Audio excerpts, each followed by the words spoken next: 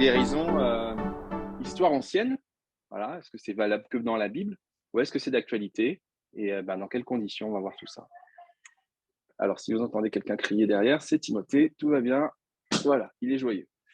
Je ferme la porte. Alors, comme je vous le disais, les bases qu'on peut adopter, quelles sont les bases bibliques et puis les questions que pose la guérison. Notre rôle, donc voilà, et puis des témoignages et des prières. Donc, c'est exactement ce que je viens de vous dire. Alors, on va commencer par des versets sur la guérison biblique, divine, pardon. La guérison biblique, ouais, elle est biblique d'ailleurs. Alors, est-ce que spontanément, je vais vous donner des versets tout à l'heure, mais est-ce que spontanément, là, il y a des versets dans la Bible, voilà, qui vous viennent à l'esprit quand on parle de guérison? Ou des passages, ou des histoires, ou... Marc 16. Ça dit quoi, Marc 16? Et voici les miracles qui accompagneront ceux qui auront cru en mon nom, ils chasseront les démons, guériront les malades. Exactement, ouais. Ouais. La mission que le Seigneur nous a donnée. Oui, tout à La fait. grande mission. Ouais, la grande mission. Et cette guérison avec lui. Très bien. D'autres passages, d'autres histoires, d'autres... Salut Florian. Ésaïe 53. Ouais. Je crois que c'est 3 ou 4. 4, attends. Je cherche un petit peu. Bien sûr. Salut Florian. Le psaume 23, non? Je ne sais pas si ça rentre. Psaume 23. Il restaure mon âme, la restauration de l'âme. Oui. Si ça... Oui, bien sûr. Bien sûr. Ça dit pas il guérit mon âme, mais il restaure, c'est quand même, ça fait partie de la guérison. Relèvement. Ah ouais. Merci. Il y a énormément de versets. Je n'ai pas compté, mais il y en a des centaines. Il y en a des centaines. Il y en a beaucoup, oui. D'ailleurs, c'est intéressant que la Bible en parle aussi souvent. Ok. Est-ce qu'il y a d'autres versets qui vous viennent comme ça spontanément? Je vais vous en donner d'autres, mais on va faire quelques recherches. L'exemple de Pierre et Jean qui montent au temple avec le bouquet. C'est Actes chapitre 3, du verset 45. Ouais, exactement. Ouais. Il y en a vraiment beaucoup. Ok, super. Alors, pour avancer, je vais vous proposer de prendre ces quelques versets. On va chasser des versets. On va faire une chasse aux versets. Il y a des fois des gens qui font des chasses aux œufs. On va faire une chasse aux versets. Donc, je vous ai donné que les chapitres et à chacun de trouver les versets qui correspondent. Évidemment, c'est une liste qui n'est pas du tout exhaustive. Il y a des centaines de passages sur la guérison, mais je vous ai pris une sélection.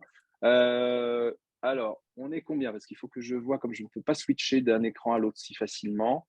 On est combien ce soir? Il y a, si j'ai bien vu, donc il y a Catherine, Floriane, Nadège, Patrick, Jean-Yves, c'est ça? Et moi? On n'est que 6, vous confirmez? Ouais. Ok. Peut-être qu'on peut aller regarder 1, 2, 3, 4, 5, 6, 7, 8, 9, 10, 11. Ok. On peut prendre, mettons, un ou deux versets chacun. Alors, peut-être de manière arbitraire, je vais demander à Catherine, est-ce que tu peux prendre Genèse, le passage de Genèse d'Exode 15, s'il te plaît. Exode 23 et Psaume 41. Floriane, est-ce que tu peux nous le prendre, s'il te plaît? Si tu as mis ton micro, parce que je ne sais pas, comme je ne peux pas te voir. Oui, c'est bon. Super, merci. Donc, Exode 23 et Psaume 41. On va prendre le temps de les lire. C'est quand même une étude, c'est quand même une discussion biblique. Donc, autant qu'on prenne le temps de lire la Bible, c'est mieux. Il a dit, est-ce que tu peux prendre le Psaume 103? Comme je ne te vois pas, je ne sais pas si tu m'entends. Dites-moi si elle fait signe, parce que je ne l'entends pas là. Ok, bon, sinon je le prendrai. Jean-Yves, est-ce que tu peux prendre Matthieu, les deux passages de Matthieu, les deux premiers, le 8 et le 9? À toi de trouver les versets qui correspondent. Okay. S'il te plaît. Pat, est-ce que tu peux prendre Matthieu 15, Jean 9? Ok. S'il te plaît. Et puis, je n'ai oublié personne. Ok. D'accord. Donc, comme j'ai pas Nadège, je ne sais pas où elle est. Donc, sinon, il y a Jacques. Je vais prendre Jacques, le passage de Jacques et de 3 Jean. Voilà. On se laisse, allez, 2-3 minutes. C'est pas très loin à trouver. Vous allez trouver. L'idée, c'est de trouver les passages précis avec les versets, juste les passages précis qui parlent de guérison dans ces chapitres, s'il vous plaît. Voilà, c'est juste ça l'exercice. C'est parti. Bonne chasse. Alors, le passage qui parle de guérison, pour moi, encore une fois. Si tu as besoin du contexte pour mieux comprendre peut-être, mais sinon, voilà. Alors, je ne sais pas, je vais vous lire et vous me direz si vous avez besoin du contexte. Voilà. Alors, moi, donc, c'était le chapitre 20. Moi, j'ai pris le verset 17 à 18. Donc, Abraham prie à Dieu et Dieu guérit Abimélec, sa femme et ses servantes, et elles purent enfanter, car l'Éternel avait frappé de stérilité toute la maison d'Abimélec à cause de Sarah, femme d'Abraham. Ok, c'est ça. Vous vous rappelez un peu l'histoire? Jean-Yves, je suis sûr que tu connais bien l'histoire. Ouais, vous vous rappelez un petit peu l'histoire ou pas trop? C'est embêtant de ne pas vous voir en même temps. Là. Je ne sais pas comment je peux faire, mais ouais, je suis obligé de rester là. Ouais. Attends, je vais couper le partage. Ce sera mieux pour vous voir parce que sinon, c'est un super. Voilà, c'est mieux. Voilà. Le passage, alors je le rappelle rapidement, c'est Abraham qui vient dans un territoire là, de Guérar et il y a un homme assez aisé là qui remarque, je simplifie l'histoire, hein, qui remarque Sarah et pour garder la vie sauve, en fait, Abraham donne sa femme à Abimelech et en fait, Abimelech, il la met dans son harem entre guillemets, hein, puisqu'il avait déjà d'autres femmes et au final, il n'a pas de relation avec elle. Et en fait, alors que je me rappelle ce qui se passe après, tac, tac. Dieu va lui donner un songe. Dieu va lui parler ouais, voilà, Dieu va lui dire de ne pas toucher à cette femme. Ouais. Et donc, en fait, il obéit et il rend en fait la femme. Mais à un moment, je ne me rappelle plus pourquoi il est tombé malade. Mais il est tombé malade et donc Abraham, donc, qui avait donné sa femme à Abimelech, Abraham prie pour cet homme pour qu'il guérisse. Et Abimelech, qui n'est pas, alors on ne parle pas de juifs ou de peuple d'Israël à l'époque, hein, puisque le peuple d'Israël n'est pas constitué, hein, c'est bien avant le peuple d'Israël, mais en tout cas qu'il ne marche pas avec Dieu, c'est un païen. Dieu entend l'intercession d'Abraham pour Abimelech. Voilà. Ok, il y avait un autre passage, c'était quoi? C'était Exode 15, c'est ça? Oui, alors j'ai pas trouvé parce que je suis en train de le lire à l'instant. On va chercher avec toi. Avec toi, Exode 15. Ok. Alors, Exode 15, c'est le chapitre. Alors, c'est verset 26. Voilà, comme ça, on va gagner un petit peu de temps. Ok. Donc, c'est l'Éternel qui parle. Oui. Il dit, si tu écoutes attentivement la voix de l'Éternel, ton Dieu, si tu fais ce qui est droit à ses yeux, si tu prêtes l'oreille à ses commandements, et si tu observes toutes ses lois, je ne te frapperai d'aucune maladie dont j'ai frappé les Égyptiens, car je suis l'Éternel qui te guérit. Okay. Voilà. Dieu déclare, je suis l'Éternel qui te guérit. Je ne te frapperai d'aucune des maladies. Le peuple vient de quitter l'Égypte et ils sont dans le désert. Et donc là, ils ont traversé la mer Rouge. Et là, c'est après le cantique de Myriam. Ok, super. Les deux passages suivants, c'était pour qui? J'avais Exode 23. Alors, tu ne te prosterneras point devant leurs dieux et tu ne les serviras point. Donc là, pour le contexte, on est dans les lois cérémoniales. Donc, je lis un peu avant. Tu n'imiteras point ces peuples dans leur conduite, mais tu les détruiras et tu briseras leurs statuts. Vous servirez l'Éternel votre Dieu et il bénira votre pain et vos eaux. Et j'éloignerai la maladie du milieu de toi. Donc, c'est le verset 25. Très bien, c'est exactement ça. Voilà. Donc, j'éloignerai la maladie de toi. Donc là, Dieu s'adresse à Israël, clairement. Il y avait le psaume 41 aussi.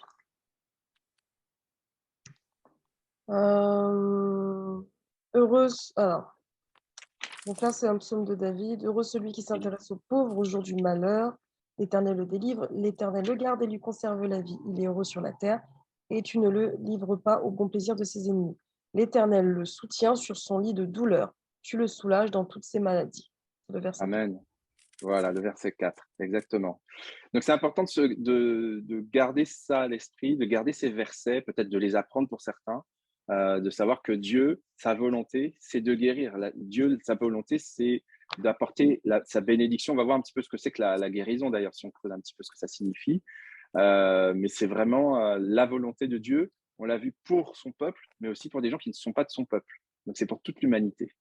C'est ça qui est important. C'est ce qu'on peut déjà retenir. OK. Verset. Alors, on avait quoi d'autre? Il y avait Matthieu 8 et Matthieu 9 de mémoire. C'était qui?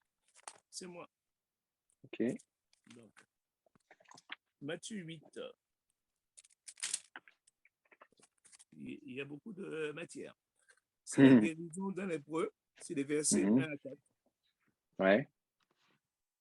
Et voici, s'étant approché, se prosterna devant lui et dit, Seigneur, si tu le veux, tu peux me rendre pur. Jésus étendit la main et le toucha et lui dit, je le veux, sois pur. Aussitôt, il fut purifié de sa lèpre. Jésus lui dit, garde-toi d'en parler à personne, mais va te montrer au sacrificateur. Et présente l'offrande que Moïse a prescrite afin que cela leur serve de témoignage. La guérison du lépreux. Ça vous inspire quoi, la guérison du lépreux? Ça vous inspire quoi par rapport à voilà, ce que ça représentait que la lèpre à l'époque, ça vous inspire quoi?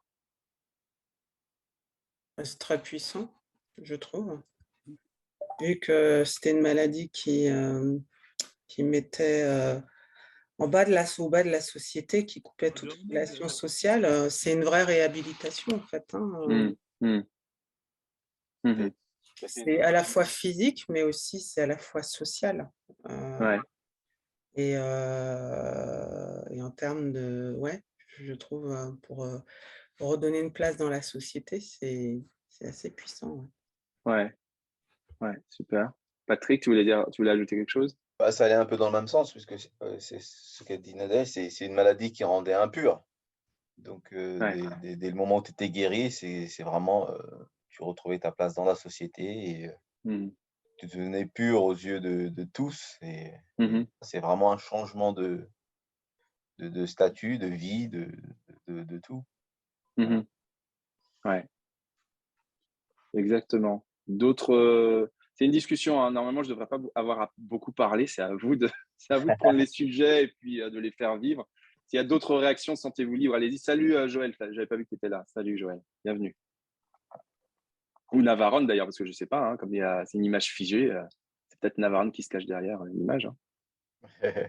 Hein. Ça vous fait réagir d'autres choses sur cette lèpre, sur cette maladie parce que Jésus, salut Joël.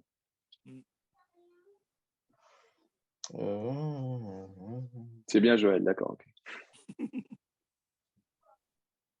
C'est une maladie super invalidante, comme beaucoup, hein, malheureusement. Et là, c'est vraiment la toute-puissance de Dieu. Hein, c'est extraordinaire. Ok, on va avancer. Et puis, surtout, hein, voilà, j'aimerais que spontanément, vous apportiez de la matière. Moi, j'ai forcément travaillé un petit canevas, mais il y a bien des choses que j'aurais oublié de dire, et volontairement, pour que vous puissiez aussi en rajouter. D'accord? Donc, n'hésitez pas. Alors, on avait quoi d'autre comme passage? On avait Jean-Yves, je crois que tu en avais encore? Oui, tout à fait. Matthieu 9? Matthieu 8. Matthieu 8, ok. Ok, hein, vas-y. Le verset 5 à 13, c'est la guérison du serviteur du centenier. Ouais. Qui est romain, lui. Ouais. Après, on a la guérison, il y en a encore, on a la guérison de la belle-mère de Pierre. Ouais. Qui était atteinte d'une fièvre, qui était couchée à terre. Jésus va le toucher, puis la fièvre va la quitter. C'est bon pour vous? On n'a pas besoin de lire. C'est bon, ça? Non, on connaît les histoires. Merci. Après, la guérison des 2 démoniaques. c'est les deux démoniaques sortant des sépulcres. C'est la guérison. C'est une guérison ou une délivrance? Ils mettent guérison. Il y a délivrance et guérison en même temps, parce que c'est délivrance dans le sens où les démons sont chassés, mais guérison aussi parce que psychiquement, psychologiquement, ils retrouvent leur place dans la société quand même. Et peut-être aussi à cause de tout ce qui s'était fait dans les sépulcres aussi, au niveau du corps. Je vous laisse réagir par rapport à ça. Allez-y. Bah oui, pour moi la délivrance amène la guérison. Oui, tout à fait. La délivrance, C'est c'est guérison. Démoniaque qui a amené cet état-là, cette souffrance, cette façon de vivre, et le fait d'être délivré de ce démon apporte la guérison. La guérison physique. Puisque j'ai... Je vous laisse réagir parce que est-ce que c'est la même chose de dire délivrance et guérison? C'est pas la même chose. Pour moi, c'est pas la même chose, mais tu peux avoir les deux dans la mesure où quand quelqu'un est démoniaque, en général, il n'est pas équilibré. Il n'est pas équilibré au niveau physique, au niveau psychique, au niveau spirituel. Quand oui, celui qui est, si on peut comparer aux fous, il y a des fous qui sont bons, on dirait qu'ils sont physiquement bien, mais t'en as qui sont qui se font, qui peuvent se faire des incisions, maltraiter leur corps. Et s'il y a une délivrance, comme dit Patrick, la délivrance va amener une guérison. C'est pas la même chose. C'est sûr que c'est pas la même chose. D'accord. C'est une transition avec ce que moi j'ai, sans vouloir aller vite, Matthieu 15. Ouais. Il y a la femme cananéenne qui a sa fille qui est tourmentée par un démon. Ouais. Ma fille est sous... je voulais que je lise. Vas-y. Donc, c'est Matthieu 15, je vais lire de 21 à 28, mais il y en a d'autres encore. Lis juste ça déjà pour qu'on avance. Vas-y. En quittant cet endroit, Jésus se rendit dans la région de Tyr et de Sidon. Et voilà qu'une femme cananéenne qui habitait là vint vers lui et se mit à crier. « Seigneur, fils de David, aie pitié de moi. Ma fille est sous l'emprise d'un démon qui la tourmente cruellement. » Mais Jésus ne lui répondit pas un mot. Ses disciples s'approchèrent de lui et lui dirent « Renvoie-la, car elle ne cesse de nous suivre en criant. » Ce à quoi il répondit « Ma mission se limite aux brebis perdues du peuple d'Israël. » Mais la femme vint se prosterner devant lui en disant « Seigneur, viens à mon secours. » Il lui répondit « Il ne serait pas juste de prendre le pain des enfants de la maison pour la jeter aux petits chiens. » « C'est vrai, Seigneur, reprit-elle. Et pourtant, les petits chiens mangent les miettes qui tombent de la table de leur maître. Alors Jésus dit « Ô femme, ta foi est grande. Qu'il en soit donc comme tu le veux. » Et sur l'heure, sa fille fut guérie. Donc, elle était possédée par un démon et sous la persévérance en fait de sa mère, la fille a été guérie, donc délivrée du démon. Donc, la délivrance a apporté la guérison. Pour faire simple, alors je ne suis pas du tout médecin, je ne suis pas du tout qualifié là-dessus, mais ce que je comprends de la parole, après il faudrait voir aussi les mots qui sont utilisés pour guérir, les mots qui sont utilisés pour délivrer, pour être plus précis. On n'a pas forcément le temps de le faire ce soir, mais si quelqu'un veut le faire, voilà. Ce que je peux comprendre par rapport à délivrance et guérison, parce que parfois ça va ensemble et parfois pas du tout, c'est que les maladies, qu'elles soient psychiques ou physiques, n'ont pas toutes évidemment une origine démoniaque, clairement, c'est évident. Par contre, les manifestations démoniaques, les manifestations de possession démoniaque ou les manifestations démoniaques peuvent entraîner effectivement des dégâts physiques et psychiques. Mais peuvent entraîner. Des fois, c'est juste... entre guillemets juste, c'est déjà pas mal, mais c'est une oppression, une présence, une angoisse, voilà, qui n'a pas forcément un impact psychique beaucoup plus important que ça, mais l'un ne va pas forcément avec l'autre. Mais c'est vrai que, comme vous l'avez très bien dit, Patrick et Jean-Yves, une manifestation démoniaque peut avoir une incidence sur le psychisme et sur le physique. Voilà. Mais toutes les maladies n'ont pas d'origine, bien évidemment, démoniaque. Ça, je pense que c'est clair pour nous, mais vu que c'est enregistré, je préfère le dire aussi aux personnes qui l'entendraient. Ok, alors, d'autres passages, et on va avancer. Oui, alors peut-être qu'on va passer sur celui-là. Il y avait aussi, je crois, le psaume 103. Gadi, est-ce que tu peux nous lire, alors peut-être que je ne sais pas si tu avais entendu quand j'en ai parlé tout à l'heure, mais je vais te donner la référence exacte, c'est le psaume 103, verset 3. Comme ça, on avance là-dessus. Car c'est lui qui pardonne tous tes péchés, c'est lui qui te guérit de toute maladie. Ok. C'est lui qui te pardonne de toutes tes fautes et qui te guérit de toutes tes maladies. Donc, c'est parfaitement clair. Encore une fois, on n'a pas le temps de détailler, mais toutes les maladies, ça entraîne vraiment le psychisme et le physique, clairement. Ok. Les autres références, il y avait quoi d'autre? Qu'est-ce que j'avais dit d'autre? Il y avait Jean 9 aussi. Jean 9, vas-y, on t'écoute. Moi, j'ai du mal à... Hein? Non, c'est long, c'est la guérison de l'aveugle. Oui, bon, dis juste ça, on a compris. On va pas tout lire. Ouais, on connaît l'histoire. Ok.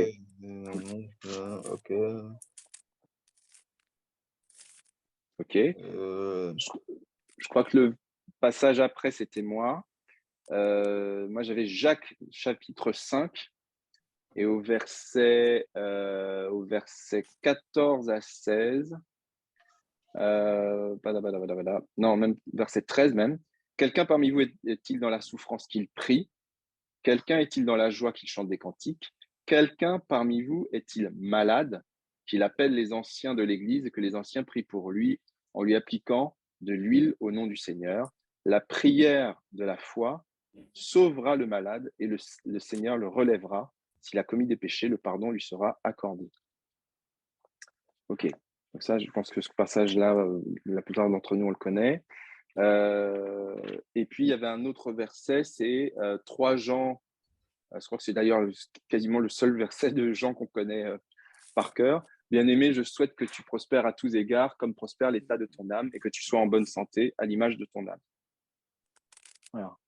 Donc, ça vraiment la prospérité, la santé, voilà. C'est la prospérité au sens large, hein, c'est pas évidemment que financier. Ok, je crois qu'on a fait le tour.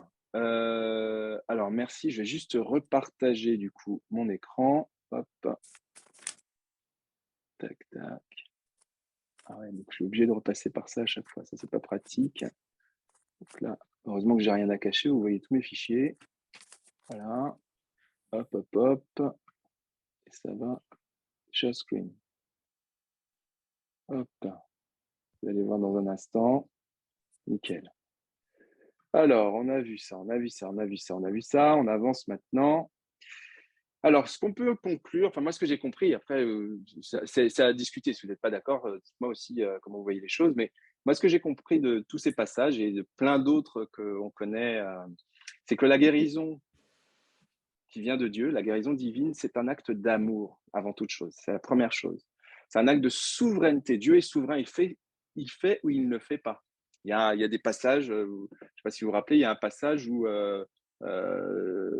Jésus refuse de faire des miracles et de guérir des malades à Chorazine et à Bethsaïda notamment.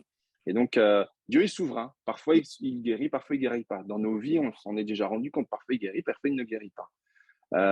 Et néanmoins, c'est un acte où Dieu montre qu'il a un intérêt pour l'humanité. Et je dis bien l'humanité parce que on l'a vu, je l'ai un peu évoqué tout à l'heure. Dieu guérit qu'on fasse partie de son peuple ou pas. Quelqu'un qui marche avec Dieu, quelqu'un qui ne marche pas avec Dieu, Dieu, dans sa grâce, dans son amour, peut guérir. Voilà, il peut guérir. Et donc là, en faisant ça, il atteste de sa seigneurie et Jésus-Christ montre qu'il est le Messie, en fait, le Messie qui devait venir, parce que parmi les caractéristiques du Messie, je crois que c'est Patrick qui le disait tout à l'heure, Ésaïe 53, c'est par des meurtres et sûr que nous sommes guéris, et tous ces versets dans Ésaïe, dans Ézéchiel, dans plein de passages de l'Ancien Testament qui attestent que Dieu guérit, et que Jésus, quand il viendra, guérira. Et donc, c'est une attestation. Quand Jésus guérit, c'est une attestation aussi qu'il est le Messie et que le royaume de Dieu est venu parmi nous. Voilà. Est-ce que vous avez des commentaires par rapport à ça? Non. Ok, ça marche. Ok. Alors, une chose qu'on n'a pas dite, que je préfère dire aussi avant qu'on aille plus loin, oui, Dieu guérit souverainement, surnaturellement, dans des cas même improbables ou voilà, même des non-chrétiens et des médecins, souvent, on en parlera tout à l'heure quand on parlera des témoignages, ont la phrase de dire « Ah non, mais c'est miraculeux, vous n'auriez pas dû guérir.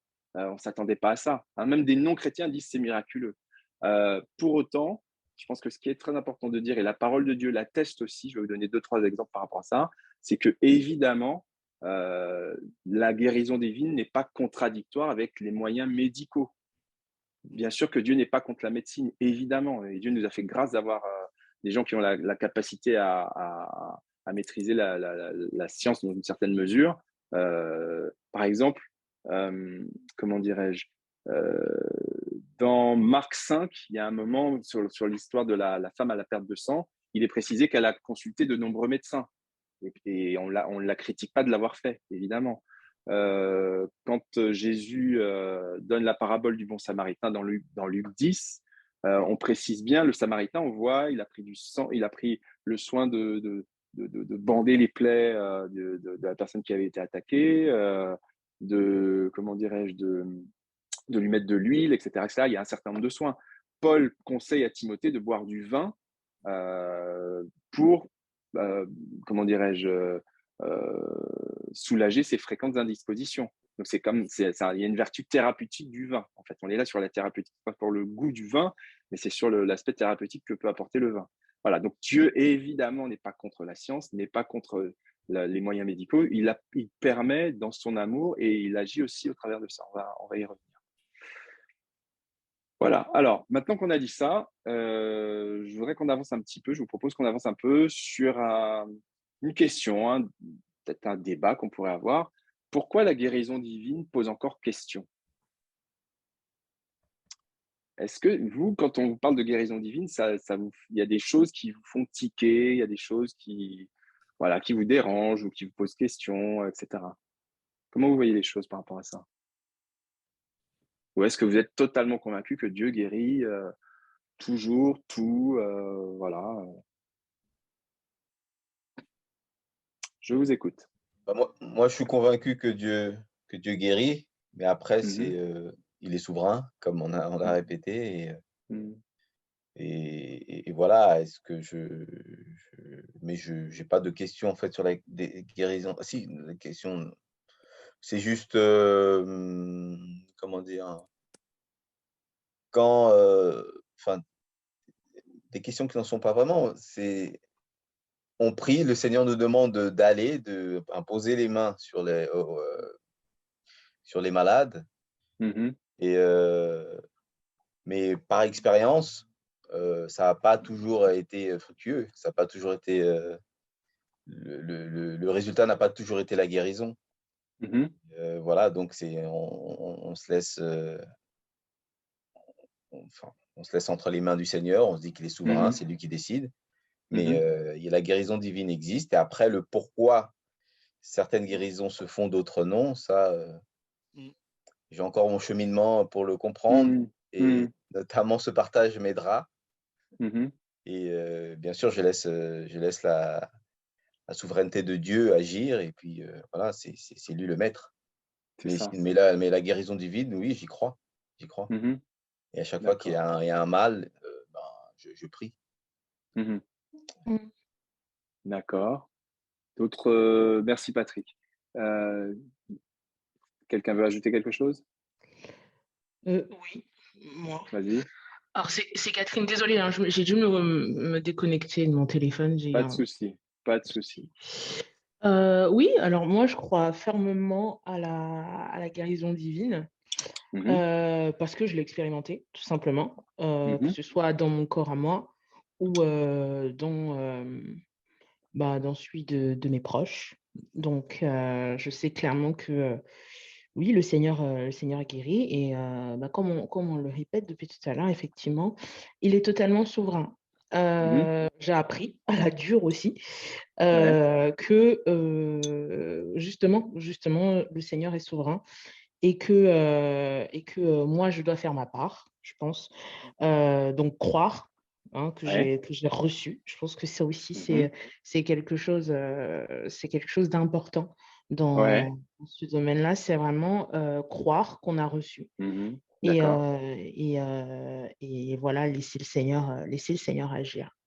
Ça paraît un peu… Je pense que pour des personnes qui ne sont pas forcément croyantes ou qui ont eu des mauvaises expériences, parce que malheureusement, on ne peut pas parler de ce sujet sans aussi évoquer des personnes, des charlatans, ça existe, qui font croire à la guérison, qui monnaient en fait leur pouvoir, je mets des guillemets, vous ne pouvez pas les voir, mais qui monnaient en fait leur pouvoir de guérison.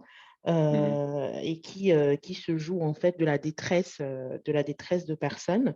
Et quand on a expérimenté ça, après, malheureusement, des fois, le cœur est fermé. Bien sûr.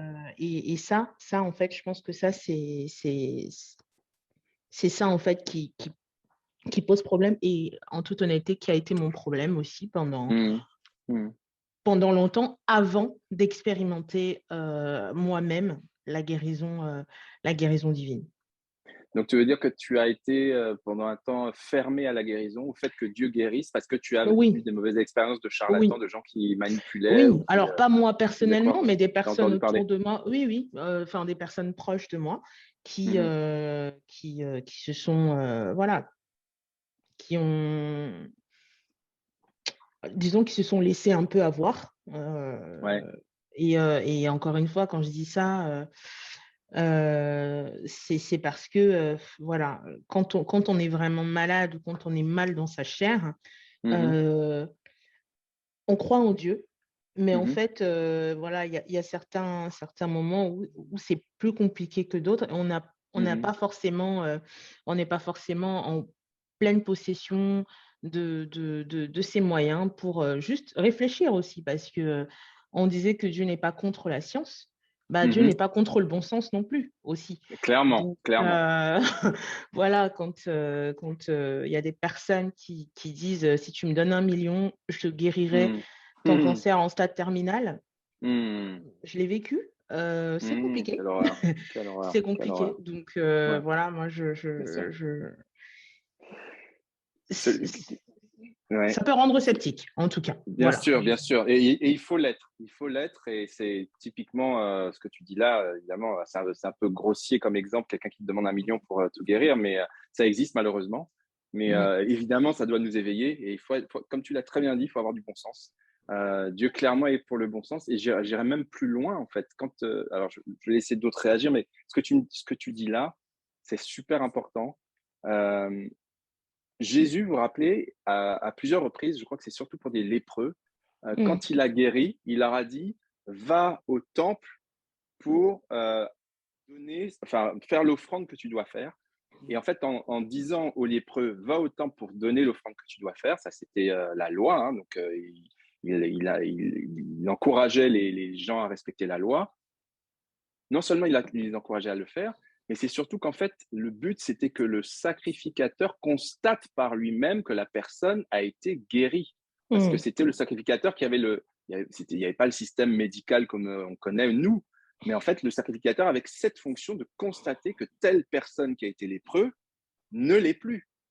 Et donc, il fallait qu'il y ait un constat officiel, réel, mais entre guillemets, je mets des guillemets, hein, médical, d'accord, qui atteste que la guérison est réelle. Et c'est très important pour nous aujourd'hui. C'est souvent un frein pour certains de dire mais non, mais la guérison, enfin bon, tu racontes quoi, peut-être que tu as eu une émotion, voilà, il s'est passé quelque chose, et puis sous l'émotion, on a beaucoup prié, et puis voilà, toi tu y as cru, et puis voilà, c'est le pouvoir de l'esprit. On entend plein de choses, hein, on entend plein de choses. Mais la guérison, si nous sommes guéris, si quelqu'un autour de nous est guéri, si on a prié, si on a vu, il faut l'encourager à avoir un constat médical de sa guérison. C'est très important pour attester que non, ce n'est pas juste parce que il était bien, parce que il y avait je ne sais quoi qui s'est passé. Non, Dieu est un Dieu tangible, Dieu est un Dieu concret, Dieu est un Dieu tout-puissant. Voilà, il a fait les choses qu'on voit et les choses qu'on ne voit pas. Et ben, quand il fait quelque chose, c'est attesté. Ça n'est pas juste des impressions. Ça, c'est très important. Voilà, je voulais rebondir là-dessus parce que je ne sais pas si on aura le temps de revenir là-dessus, mais c'est un point, voilà, c'est pas juste des choses qu'on imagine. Dieu guérit vraiment. Est-ce qu'il y avait d'autres réactions sur le pourquoi de la guérison divine ou des questionnements que vous avez, des doutes? Non? Bon, allez, on va avancer. Ça, si vous avez autre chose, vous le direz. Bah oui, on peut avoir des éléments alors des éléments de réponse sur cette question-là. C'est oui, alors c'est de se dire oui, mais enfin bon, on n'a pas besoin de Dieu. C'est souvent des choses qu'on entend aussi. Hein. On n'a pas besoin de Dieu pour nous guérir parce qu'on a la science. Oui, sauf que la science ne guérit pas tout. La médecine ne guérit pas encore tout. Elle progresse et merci Seigneur. Et Dieu a donné la science aux hommes, l'intelligence, les capacités et gloire à Dieu pour ça. Mais la médecine elle-même, les médecins, quand ils sont honnêtes, ils nous disent eux-mêmes qu'eux-mêmes, ils savent bien qu'ils sont limités. Voilà. Mais voilà. Sachant qu'il y a des gens qui croient qu'un jour, la médecine guérira tout. Ben, ça, faut prier pour eux parce que je pense que c'est un petit peu compliqué. Mais la médecine progresse, merci Seigneur. Le doute que Dieu veuille. Alors, c'est pas tant que je pense qu'en tant qu'enfant de Dieu, enfin, sauf certaines situations, effectivement, je pense pas qu'on puisse douter que Dieu puisse guérir. Puisque quand on est enfant de Dieu, quand on croit en Dieu, quand on aime Dieu, quand on marche avec Dieu, corrigez-moi si je dis une bêtise, mais je crois qu'on est conscient que Dieu est tout puissant. Il peut tout faire. Il peut. Maintenant, est-ce qu'il veut? C'est ça. C'est ça la question. Voilà. Et on peut avoir un doute sur la volonté de Dieu de faire. Et là, ça revient à ce qu'on disait tout à l'heure sur la souveraineté. Et ça, on n'y peut rien. C'est comme ça. C'est dans les mains de Dieu. Il fait ce qu'il veut. Voilà. Et il faut l'accepter. Dieu fait ce qu'il veut dans toutes circonstances, et notamment dans la guérison. Et puis, j'ai mis un troisième point, c'est l'imitation. C'est que le diable peut imiter les choses. Il peut imiter les choses. Il peut tromper, comme il est dit dans la parole, même s'il était possible, même les élus. Il peut imiter les choses. Il peut faire croire qu'il peut trafiquer. Ça ne dure jamais très, très longtemps, mais ça peut piéger des gens. Donc, il faut faire attention à ça. Et merci, en tout cas, Catherine, de ce que tu disais tout à l'heure. Il faut avoir du bon sens. Ce n'est pas parce qu'on est chrétien qu'on est, excusez-moi l'expression, hein, c'est pas parce qu'on est chrétien qu'on est crétin. À un moment, il faut du bon sens, il faut du recul, il faut analyser, voilà. Et ça n'empêche, ça n'est pas du tout contradictoire avec la foi. Voilà. Faut faire très très attention. Est-ce que ça va pour vous? Je continue? Oui. Ça vous va? Je crois que comment tu dis? Pourquoi tu dis Excuse-moi. imitation? Imitation dans le sens où c'est un peu comme le diable peut imiter un miracle. Oui, il peut faire des miracles. Le diable peut faire des miracles. Il peut imiter un miracle. J'ose pas dire, alors c'est peut-être un débat, hein, mais moi je n'ose pas dire qu'il peut faire un miracle. Je pense que c'est un copieur, c'est un menteur, un imitateur, mais il n'est pas capable de faire quelque chose, il n'est pas capable de créer quelque chose. Par contre, il peut imiter et faire croire à un miracle. J'ai pas d'exemple qui me vient à l'esprit là tout de suite sur la guérison, mais l'exemple qui vient sur un miracle, c'est vous savez le passage de Moïse au début avant les 10 plaies, quand Moïse va voir Pharaon et qu'il balance son bâton et que les sorciers de Pharaon font la même chose. Vous voyez, il peut imiter, mais jusqu'à un certain point. Au bout d'un moment, ils l'ont fait une fois, ils l'ont fait deux fois, et puis après, au bout d'un moment, les sorciers se sont arrêtés parce que Dieu est tout puissant, il est beaucoup plus fort, il n'y a rien à faire, c'est comme ça. Voilà. Non, c'est dans ce sens-là. Je ne sais pas si c'est plus clair pour toi quand je dis ça. Je sais pas. J'ai dit pour moi, je pense comme Dieu dit dans ce moment, le diable se présente comme un ange de lumière. Même dans l'Église, même au sein du peuple de Dieu. Et je pense que je ne sais pas si c'est imité, mais je dirais qu'il est capable de faire faire un miracle, ce qu'on appelle un miracle, mais je ne sais pas si je m'exprime bien, mais pour moi, il peut y avoir des guérisons, des délivrances qui viennent, comme tu dis, qui est passager. Ou même ça peut être définitif. Mais après, les motivations qu'il y a derrière, je pense que c'est là où il y a un problème. Pour moi, c'est qu'il y a derrière. D'accord. Qu'est-ce que vous en pensez, les autres? Allez, je vous laisse réagissez, allez-y. Est-ce que la question, c'est est-ce que le diable peut faire un miracle? Alors, je ne suis pas d'accord. Ça me met mal à l'aise en plus. Ça me met mal à l'aise. Ça, c'est bizarre. Pardon. Vas-y. On est là pour réagir et pour Non, partager. mais voilà, enfin, je sais pas, ça m'a fait drôle en fait d'entendre que le diable pouvait faire un miracle même défini. Enfin, voilà, je pense que c'est aussi l'aspect définitif de la chose qui m'a perturbée en fait, je pense. Parce que comme tu disais, on a vu en fait effectivement avant les displays. Donc, je pense que le diable est clairement limité. Et en fait, pour moi, le diable Oui, je suis d'accord. en fait, le diable a le pouvoir, Satan a le pouvoir entre guillemets, qu'on lui donne, en fait. Mhm, mhm. Je ne sais pas comment expliquer ça. Je ne sais pas si je Ouais. m'exprime bien en disant ça. Je pense qu'à un moment, encore une fois, je parlais des personnes qui sont désespérées, qui ne Mhm, savent pas vers qui se tourner, mhm, qui vont aller voir peut-être un marabout mhm, pour retrouver la santé. mhm. Euh, comme tu disais, ah, attendez, excusez-moi, 2 petites secondes, on sonne chez moi, je sais pas qui c'est. Pas de problème.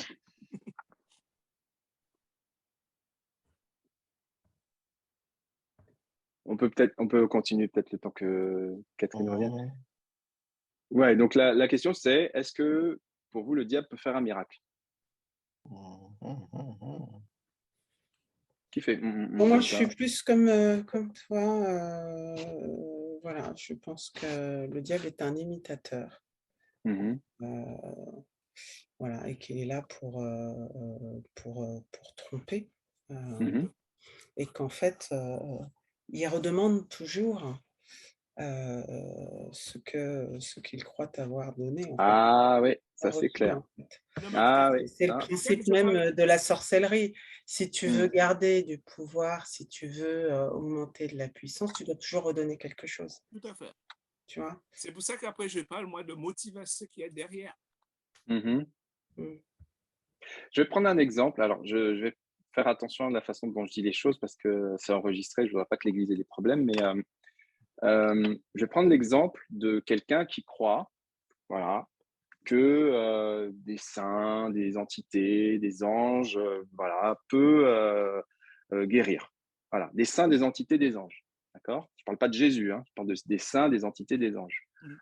Ou des personnages illustres, voilà, ont un pouvoir de guérison, etc., etc. À partir du moment où on met le pied là-dedans, la personne peut avoir, pour moi, hein, de ce que j'ai observé, j'ai eu des exemples, j'ai des idées, des personnes en tête que je connais qui ont vécu ça, une guérison temporaire. Une guérison, je mets des guillemets même sur guérison, parce que on ne peut pas prendre n'importe quel mot comme ça, mais voilà, un mieux-être, on va dire. Mais en fait, derrière ça, souvent, c'est fondé sur quoi? C'est fondé sur l'idolâtrie. Mhm. C'est fondé sur le fait que bah, la personne ne s'est pas adressée à Jésus qui guérit et qui sauve. Elle ne s'est pas adressée à Dieu le Père, elle ne s'est pas adressée au Saint-Esprit. Elle ne s'est pas adressée à Jésus qui, par ses meurtrissures, par lesquelles nous sommes guéris, etc., etc. Elle s'est adressée à un saint, une entité, un ange, un personnage illustre qui avait des pouvoirs, machin truc, etc. Et donc, c'est là où je dis que oui, Satan peut donner un mieux-être temporaire, mais clairement, la personne, elle va être liée derrière par, elle va peut-être avoir un mieux-être, mais derrière, psychiquement, peut-être physiquement, elle va avoir encore autre chose et ce sera pire. Voilà. Mais c'est vrai que c'est trompeur. C'est trompeur et c'est là où il nous faut absolument le discernement et le bon sens qui va avec. Je pense que le Saint-Esprit donne les deux, hein. Il donne le bon sens et le discernement spirituel. Voilà. Voilà. Bon. Catherine, tu es revenue parmi nous? Non, je suis pas sûr. Non, elle n'est pas revenue. D'accord, ok. Bon, j'espère qu'elle va revenir. Voilà. Bon, je ne sais pas s'il y avait autre chose à ajouter là-dessus, mais sinon, on De propose toute façon, d'avancer. Oui, dis-moi. on se comprend dans la manière de dire que, tout ce que le diable fait, il le redemandera toujours. Hmm. Tout à fait. Sauf que Mais, moi, tu peux avoir des gens qui vont te dire, ils ne parlent pas de Jésus, hein. J'ai été hmm. fait telle chose, je suis guéri définitivement. Oui, Il ne oui, va pas oui, te dire c'est Jésus qui a fait. mais C'est est-ce qu'il va te physiquement très raconter tout bien, ce qui se... Voilà. Est-ce qu'il te sauf que raconte lui, il bien ne se tout? rend pas compte qu'il est lié derrière. Ah, clairement. Tout à fait, il Clairement. est Et lié puis, derrière. Mais il est physiquement, il lié est lié. derrière. Ouais. Bien sûr, il est lié derrière et soit il vit des choses qu'il ne te dit pas parce que peut-être que la nuit, j'ai n'importe quoi, il n'arrive pas à dormir, il voit des entités dans sa maison, il n'est jamais tranquille, voilà, il vit peut-être un calvaire à côté de ça. Ou alors peut-être que la personne, elle est juste convaincue, elle a martèle en tête que Jésus, c'est pas pour lui, quoi. Et au point qu'elle se dit, non, non, moi, je ne donnerai jamais ma vie à Jésus. Peut-être qu'elle ne le dit pas comme ça, mais en tout cas, il y a quelque chose qui va la bloquer à ce niveau-là, au niveau du salut, notamment. Mais je pense on s'est compris. Mais en tout cas, voilà. Moi, à partir du moment où, si on est d'accord, c'est pas une définition scientifique que je vous ai donnée tout à l'heure, quand j'ai parlé de guérison, je remets la slide. C'est pas une définition théologique ou scientifique que j'ai mis là, mais grosso modo, c'est un peu ce que j'ai compris. C'est un acte d'amour. Le diable n'est pas capable d'amour. C'est un acte de souveraineté divine. Là, on ne parle pas de souveraineté, voilà, il n'y a pas de souveraineté chez le diable, sauf sur les gens, enfin, les personnes sur lesquelles et les êtres sur lesquels il a une autorité. Il n'a pas d'intérêt pour l'humanité, il veut la détruire. Voilà, donc on n'est pas du tout dans ce cadre-là, mais effectivement, il y a cette imitation, il y a une tromperie. Alors, je voudrais avancer un peu sur un autre point. Pourquoi la guérison divine pose question? Alors, nous, dans nos milieux évangéliques, charismatiques, pentecôtistes, ça pose pas trop de questions. Dans d'autres branches du protestantisme, c'est déjà plus compliqué. Voilà, c'est pas une question je critique pas, hein, mais c'est factuellement, il y a certaines branches du protestantisme qui considèrent que non, la guérison divine, ça c'est du passé, ça n'existe plus. Maintenant, il y a la science et ça suffit. Voilà. Et éventuellement, si Dieu, dans sa grâce, veut Excusez-moi, je guérir. suis désolée. Oui, il n'y a pas de souci. Il n'y a pas de souci. Donc, on avance un peu, mais tu pourras reprendre le fil, Catherine. Non, sans souci, je vous écoutais, c'est juste que j'avais mon voisin un nouveau voisin qui avait besoin d'un outil. Il n'y a pas de souci. Et donc dans nous, évangéliques, je voudrais juste vous partager quelque chose. C'est la position, en fait, du Conseil national des évangéliques de France, le CNEF. Alors, c'est petit, peut-être, je ne sais pas si vous voyez bien. Je vous ai mis le lien et si vous voulez, je vous enverrai les slides. Mais je pense que c'était important de noter ça, de savoir quelle est la position des églises. Alors, au-delà de nous, l'Église de Dieu en France, ou même celle de Pontoise, mais celle des évangéliques en général. La conviction, c'est que Dieu fait des miracles. Ça, c'est une conviction qui est partagée. Donc, quand je dis le Conseil des évangéliques de France, c'est des pasteurs, c'est des unions d'églises, c'est des choses très, très officielles. Hein. Donc, on parle de gens qu'on connaît. Dieu fait des miracles et en produit encore aujourd'hui par des voies inexpliquées et par sa propre souveraineté, comme on l'a dit. La maladie, on ne l'a pas dit depuis tout à l'heure, mais c'est important, je pense qu'on l'a tous en tête, c'est une conséquence de la chute. Depuis qu'Adam et Ève ont désobéi, la maladie est entrée. Mais à la création, il n'y avait pas de maladie. C'est la conséquence. Dieu avait, je ne sais pas si on peut dire entre guillemets prévu, mais en tout cas, la maladie est devenue la conséquence de la chute. Elle n'est pas toujours la cause directe d'un péché particulier. Ça, c'est ce que dit… Merci Seigneur, merci de le dire. Voilà. C'est ce que dit le CNEF. Dans sa grâce, le Seigneur permet à l'homme de jouir des bienfaits de la recherche et de la médecine, comme on l'a dit depuis tout à l'heure. Et certains contextes, alors selon eux, certains contextes, certaines époques, certains lieux, des périodes de réveil sont plus favorables à la guérison que d'autres. Voilà. Donc, est-ce que ça vous… Voilà, est-ce que vous êtes d'accord? Est-ce que vous vous y retrouvez? Est-ce que vous avez des commentaires? Moi, je dis merci Seigneur pour le dernier, le dernier commentaire que tu as fait concernant la maladie, en fait, et les conséquences. Déjà, nous rappeler que la maladie est une conséquence de la chute d'Adam et Ève. Je pense que c'est une bonne chose de le rappeler. Et deuxièmement, de dire que ce n'est pas une conséquence d'un péché. Encore une fois, je suis désolée, hein, j'insiste. Voilà, parce que c'est vraiment quelque chose qui m'a marqué. Il y a beaucoup de leaders spirituels, en fait, qui ne le disent pas directement, mais qui insinuent que quand on est atteint dans sa chair, c'est parce qu'on a commis tel ou tel péché, telle ou telle catégorie de péché. Et enfin, je trouve que, enfin, voilà, je suis contente quand même d'entendre que, enfin, voilà, et je pense que ça déculpabiliserait pas mal de personnes aussi. Ouais. Voilà, je pense que ça permet aussi d'affermir sa foi, de se dire que oui, ok, bah, on est des êtres humains, on est des pécheurs, mais ce n'est pas parce que j'ai péché que je suis tombée malade. Le pourquoi, Ouais. Seigneur, je pense que ça peut éviter beaucoup ce questionnement-là de pourquoi moi, Ouais. Seigneur, Ouais. pourquoi, Ouais. enfin, Ouais. Ouais. voilà. Ouais. Et ça permet aussi de se concentrer tout simplement sur l'essentiel, à savoir le Seigneur, en fait, Mhm. dans les moments compliqués.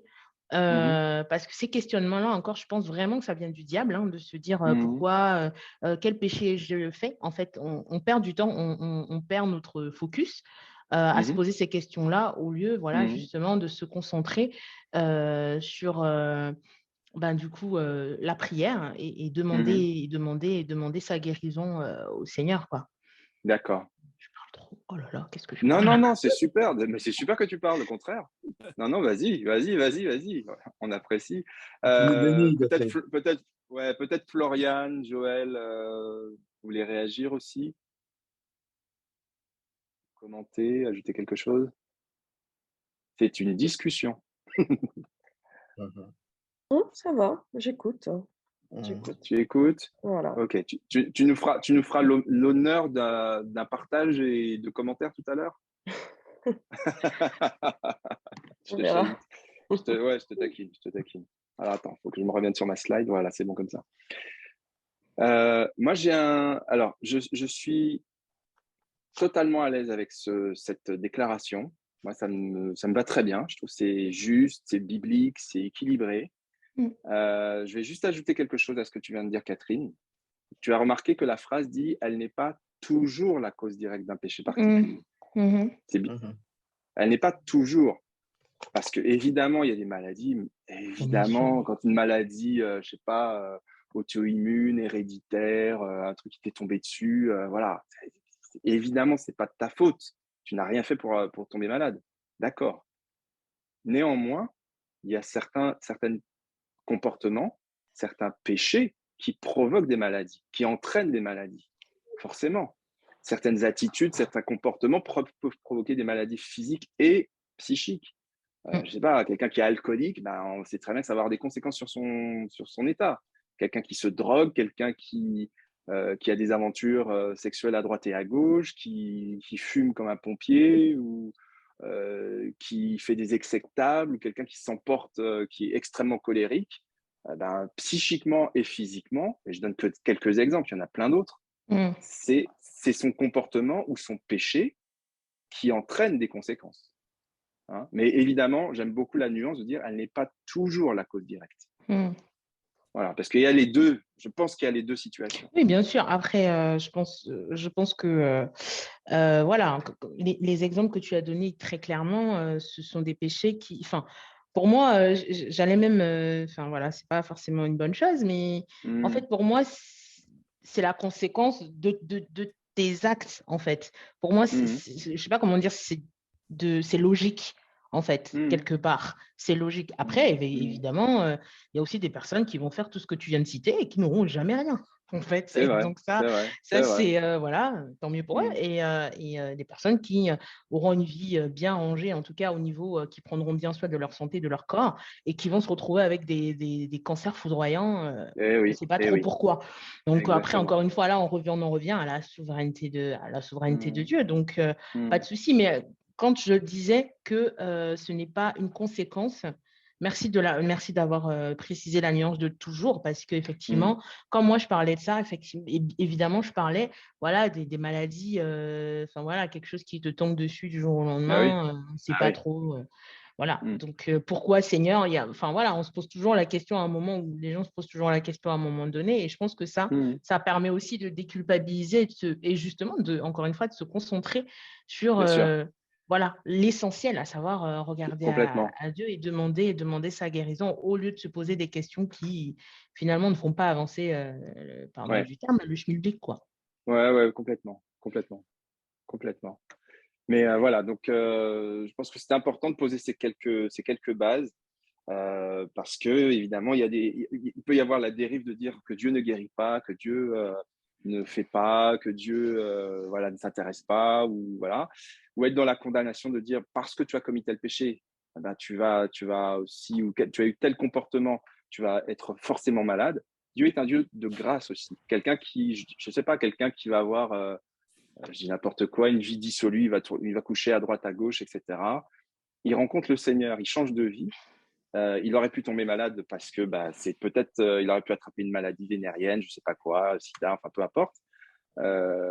Mais le Seigneur peut lui faire grâce à partir du moment où il s'est repenti. Mais je dis, il peut, il n'est pas obligé. Encore une fois, c'est vraiment la grâce et l'amour de Dieu. Dans tout ça, il y a toujours l'amour de Dieu. Dans tout ça, il y a toujours la grâce de Dieu. Ça, c'est super important. OK. On avance. Alors, juste pour, si ça vous intéresse, je vous ai mis le lien de la page, du site du CNEF. Le document auquel je fais référence s'appelle La guérison miraculeuse. Ça a été écrit en 2015, ça fait un petit bail, par le comité théologique du CNEF. Voilà. Et ça fait 14 pages si vous avez besoin de lire cet été. Alors, on va avancer sur la troisième partie, de l'avant-dernière partie, ça va aller. Voilà, on va rester un petit peu là-dessus. On va se poser la question des rapports entre la guérison et autre chose. Déjà, à ton avis, quel est le rapport entre la guérison et la foi? Alors, tiens, je me rends compte que là, il y a des trucs qui ne sont pas lisibles en bas. Ça ne donnait pas comme ça tout à l'heure sur mon écran, mais on va avancer là-dessus. Hop. Quel est le rapport entre la guérison et la foi? J'aurais dû vous poser la question sans vous montrer la slide, mais on va avancer si vous avez des commentaires. Allez. Pour croire, enfin. Comment tu dis? Je pense C'est nécessaire pour vivre la guérison. Ouais. Ah ouais. Je pense qu'il faut croire, quoi. Il faut montrer en tout cas que on y croit pour que, au fait, le Père Céleste, au fait, nous accorde la guérison, quoi. C'est comme, dans l'histoire biblique, on raconte que toute personne, en fait, qui a été guérie, c'est parce que Jésus, à un moment donné, au fait, il affirme, au fait, que cette personne a eu, c'est grâce à sa foi, au fait, qu'il a été guéri. Ouais. Donc, ouais. Ouais. Tout est lié, au fait. Les deux sont liés. Sans la foi, au fait, on n'a pas une guérison, divine, quoi. Bon. Eh ben, on est en plein dans le sujet. Je vous propose qu'on prenne les 3 passages là, enfin au moins 2 passages vous voyez sur la diapo, au milieu c'est écrit à droite là, cœur plein de foi. On va prendre Matthieu 9, 20, Marc 10, 51, et puis on a le temps, on est là pour ça. On va prendre aussi Luc 18, 41. Ce sont 3 exemples parmi plein d'autres de ce que Joël, tu viens de dire. Alors, Matthieu 9, 20, qui veut nous le lire? Moi. Vas-y. Alors, et voici, une femme atteinte d'une perte de sang depuis 12 ans s'approcha par derrière et toucha le bord de son vêtement. Car elle disait en elle-même, si je puis seulement toucher son vêtement, je serai guérie. Voilà, on s'arrête juste là. Elle se dit en elle-même, si seulement je peux toucher, je serai guérie. C'est-à-dire qu'elle croit qu'en touchant le vêtement de Jésus, elle sera guérie. Elle le croit. Son cœur est rempli de foi. Et évidemment, verset 22, tu peux lire, s'il te plaît? Alors, verset 22, oui, je serai guérie. Jésus se retourna et dit, en la voyant, prends courage, ma fille, ta foi t'a guérie. Et la femme fut guérie à l'heure même. Voilà. Ça, c'est un élément essentiel. C'est un élément essentiel de la guérison. Maintenant, ça ne veut pas dire que à chaque fois qu'on a le cœur rempli de foi, on est guéri, mais c'est quand même un ingrédient qui est fondamental. On va prendre Marc 10, 51. Qui veut le lire? La guérison d'un aveugle, c'est de la guérison de Bartimée.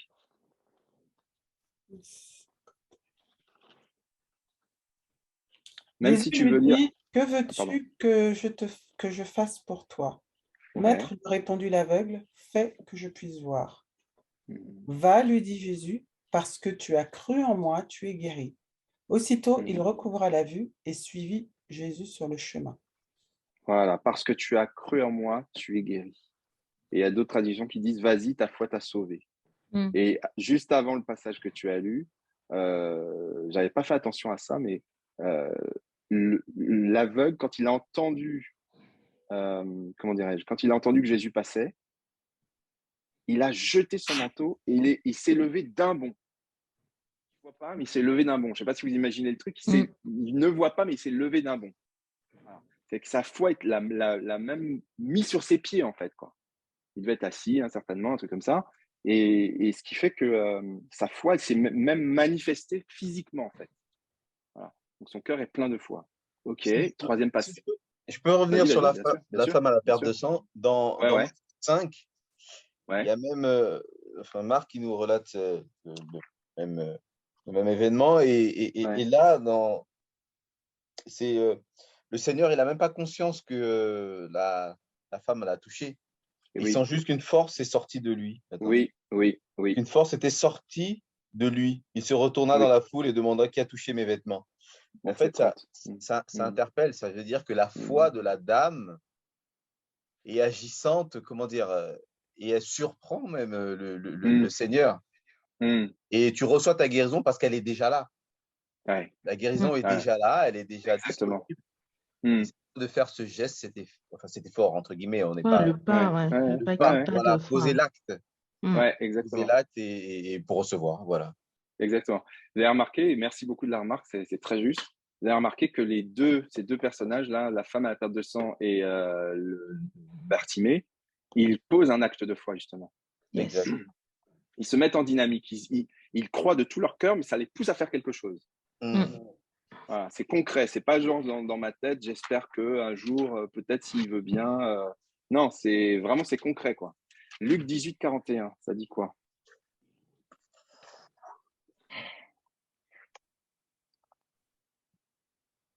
Alors, on est où là? Jésus à Jéricho. C'est encore un aveugle qui mendiait au bord de la route. Qui veut le lire?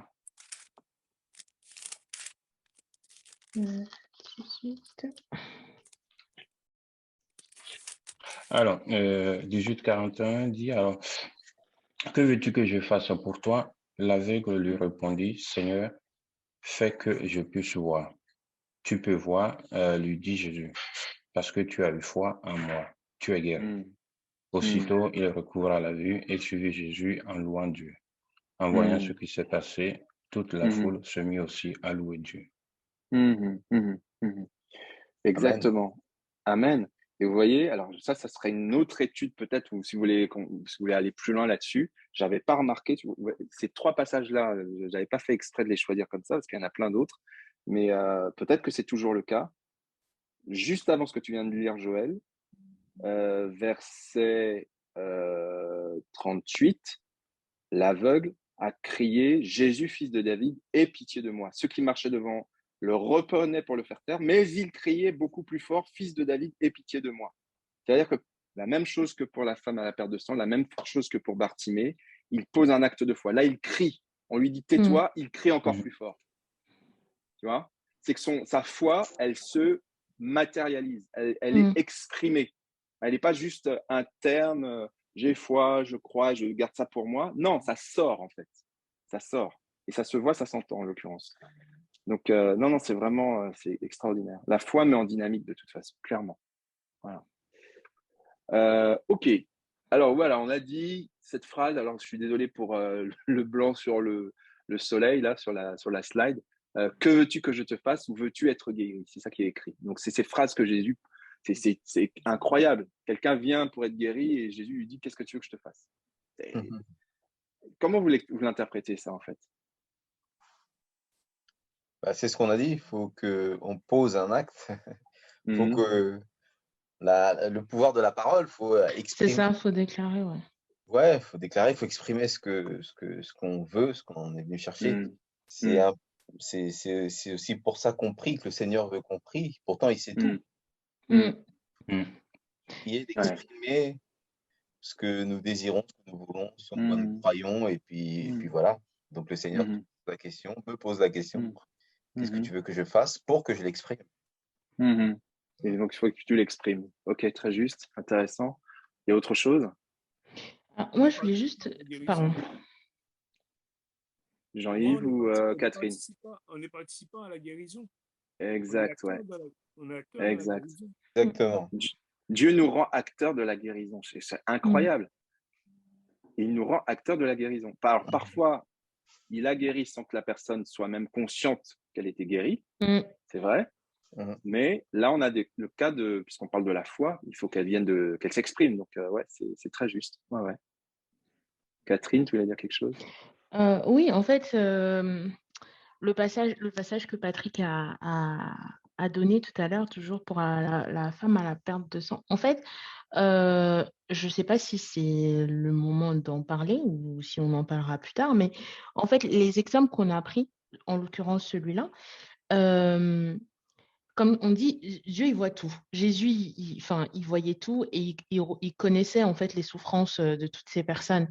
Mais en fait, c'est comme si, en fait, comment c'est écrit dans la Bible, vous me direz si je me trompe, mais c'est comme si il devait rien se passer, que c'était peut-être pas le moment d'agir, donc de guérir ces personnes. Et le fait, justement, qu'ils aient mis comme ça leur foi en action, ça a touché le cœur de Jésus d'une manière particulière, en fait. Et il y a plusieurs passages dans la Bible comme ça qui le montrent, c'est qu'il y a des miracles qui n'auraient pas forcément dû avoir lieu, mais en fait, la foi de ces personnes-là a tellement touché Jésus que finalement, ça s'est fait, quoi. Donc, je ne sais pas pourquoi je dis ça. Enfin, je ne sais plus pourquoi je dis ça. Mais voilà, Dieu en fait, ça m'a interpellé quand il l'a dit. En fait, enfin, je sais pas, il fallait que je le dise. Donc, je le dis. Voilà. Il y a plusieurs passages où l'esprit s'exprimer. Face à la guérison, il nous dit Jésus est ému de compassion. Ouais, merci. Exact. Tout à fait. Jésus ému de compassion. Encore une fois, l'amour de Dieu, l'amour de Dieu, l'amour de Dieu. L'amour de Dieu, c'est la motivation, c'est l'une des motivations premières avant que même Dieu. Dieu n'est pas là, c'est pas excusez-moi l'expression, mais il n'est pas là pour faire un spectacle, quoi. Clairement, c'est simplement que son amour, je ne sais pas comment dire ça, c'est comme si vous avez Jésus qui était là à Jérusalem à l'époque et encore là aujourd'hui par son esprit, il est là. Dans son amour, il est tout puissant. Son amour, il est rempli de cet amour et de cet amour déborde sa grâce. Et sa grâce permet qu'on puisse être guéri. Maintenant, ce n'est pas automatique. Maintenant, voilà, il y a parfois même, on peut même se poser la question s'il n'y a pas des conditions. Mais à un moment donné, c'est quand même l'amour de Dieu. Le cœur de Dieu, c'est qu'on soit guéri, clairement. Voilà. Maintenant, il ne le permet pas toujours. Ça, c'est vrai qu'on en parle aussi un petit peu plus tard. Je regarde un truc. On a dit voilà, que Dieu regarde, Dieu a vu la manifestation du cœur de ces personnes et Dieu regarde au cœur. Ça, c'est écrit même dans la parole, dans 1 Samuel, il y a un passage là-dessus. Dieu regarde au cœur et il ne regarde pas ce que l'homme regarde. Et justement, dans l'Ancien Testament, il y a le roi Ézéchias. J'aimerais qu'on prenne 2 rois. C'est un passage qu'on connaît un peu moins, mais 2 rois, chapitre 20, et on va lire qui est écrit versets 1 à 6. Et si, je ne sais pas, Nadège ou Floriane, vous pouvez le lire, ce serait sympa, s'il vous plaît, si vous êtes dispo. Donc la référence qui est à l'écran là. 2 Rois 20, versets 1 à 6. À cette époque, Ézéchias tomba malade, il était près de mourir, et le prophète Ésaïe, fils d'Atmos, se rendit à son chevet. Il lui dit, « Voici ce que l'Éternel déclare. Prends tes dispositions, car tu vas mourir. Tu ne te rétabliras pas. » Alors Ézéchias tourna son visage du côté du mur et pria l'Éternel en ces termes. « De grâce, Éternel, tiens compte de ce que je me suis conduit devant toi avec fidélité, d'un cœur sans partage, et que j'ai fait ce que tu considères comme bien. » Et Ézéchias versa d'abondantes larmes. Ésaïe n'avait pas encore quitté la cour centrale lorsque l'Éternel s'adressa à lui en disant « Retourne près d'Ézéchias, le chef de mon peuple, et dis-lui, voici ce que déclare l'Éternel, le Dieu de David, ton ancêtre. J'ai entendu ta prière et j'ai vu tes larmes. Je vais te guérir. Après-demain, tu pourras te rendre au temple de l'Éternel. Je prolongerai ta vie de 15 années. Je te délivrerai, toi et cette ville, du roi d'Assyrie, et je protégerai cette ville à cause de moi-même et à cause de David, mon serviteur. Merci. Vous connaissez ce passage? Oui. Oui, oui. Oui, oui. Oui, ouais. Vous avez le droit de dire non, hein, c'est pas grave, Si, mais si. Non, dans mon plan de ouais, lecture, je l'ai lu il y a quelques semaines. d'accord, d'accord. Qu'est-ce que vous en pensez? Bah, c'est extraordinaire, c'est merveilleux, quoi. Ouais, c'est fort. Hein. Hmm, Et, et sa souveraineté aussi, parce qu'il dit c'est à cause de son nom. ouais. Mais quand même, ouais, il a compassion, même s'il a prévu, il a un jugement assez dur, mais il est tellement amour, c'est sa nature que voilà, il revient Hmm, dessus mhm, pour quand on se repent ouais. avec sincérité et avec d'abondantes larmes, comme il est écrit. On sent vraiment que Ézéchias, il a parlé avec son cœur, il s'est Ah, vraiment. Et le Seigneur entend, il écoute, et voilà. Et ah. enfin, est-ce que je peux dire, il change ses plans, il change, bah, il change certaines décisions. Hmm, Voilà. hmm, hmm, hmm. Ouais, c'est ça. Bah, on peut dire qu'il change quelque part parce que Ouais, ouais. verset 1, c'est terrible le verset 1. Prends tes Voici dispositions. Ésaïe qui te dit prends tes dispositions, tu vas mourir, tu vivras plus. Terminé pour toi. Et c'est clair quand même. Je sais pas si j'aimerais entendre un truc pareil, mais bon, moi c'est clair. Là, il sait où il en est, Ouais, quoi. Hein. ouais, Et donc, ouais, je pense qu'on peut dire qu'il a changé. Il a fait grâce. C'est Mhm. encore la c'est ça. souveraineté de Dieu, c'est sa Mm. grâce. Et il fait ce qu'il veut. Voilà. Ça veut Pourtant, pas tu dire que. vois. Ouais. Oui, pardon. Vas-y. Non, non, mais vas-y. Hein. Non, non, vas-y, j'ai rien. Vas-y, J'avais fini. David. Enfin, il est terrible ce passage parce qu'en Ouais. fait, quelque part, hein, Dieu gardait aussi l'intégrité d'Ézéchias en le reprenant avant. Hmm. Quand on lit la C'est-à-dire. suite du La passage, suite, ah oui, pour la suite, ouais. ah oui, C'est pas glorieux. en fait, il a voulu rester plus longtemps, Ouais. mais en fait, c'est pour finalement avoir la division du royaume. Mhm. Ouais, mais Dieu voyant les choses infiniment plus loin que nous, sachant beaucoup plus de choses que nous, est-ce que ça même ne rentrait pas dans ses plans? Le fait qu'il lui rajoute 15 ans, parce qu'il connaît le cœur d'Ézéchias. Il savait peut-être qu'il y avait cette faiblesse. Il n'y a que Dieu qui peut répondre à ça. Moi, ce n'est qu'une hypothèse. Hein. Ce n'est qu'une hypothèse. Mais je pense que Dieu est tellement grand, tellement omniscient que tout concourt, en fait, il fait tout converger, non seulement au bien de ceux qu'il aime, mais il conduit les circonstances. Et quand tu crois qu'il y a un truc qui est contraire, qui n'aurait pas dû arriver, qui est une catastrophe, etc., mais pour Dieu, c'est rien, puisqu'en fait, son plan s'accomplira. Mm. C'est ça qui est extraordinaire avec le Seigneur, c'est que son plan s'accomplira quand même. Quoi. Mais c'est comme ça que je le lis. Hein, après, voilà. Ok. Ok. En tout cas, ouais, c'est incroyable. J'ajouterais 15 années à ta vie. C'est pas genre, je te laisse vivre jusqu'à l'année prochaine, non, c'est 15 années. Mhm. Tout de suite, c'est énorme. Quoi. C'est incroyable. Ok. Next. Donc Dieu veut que, voilà, Dieu reste souverain. Voilà, on l'a déjà dit, je ne me répète pas. Hop, et on va avancer. Je vais vous avancer les slides aussi. Alors, je vous ai dit qu'il y avait voilà, le rapport. Je vais vous proposer qu'on voit le rapport entre la guérison divine et puis la foi. Et puis maintenant, on va voir la guérison divine avec. J'espère qu'il n'a pas déconnecté là, un Zozo là. Ouh là, ouais, c'est bon. La guérison divine avec quoi? Avec quoi, à votre avis, d'ailleurs, tiens. Ah ah, suspense.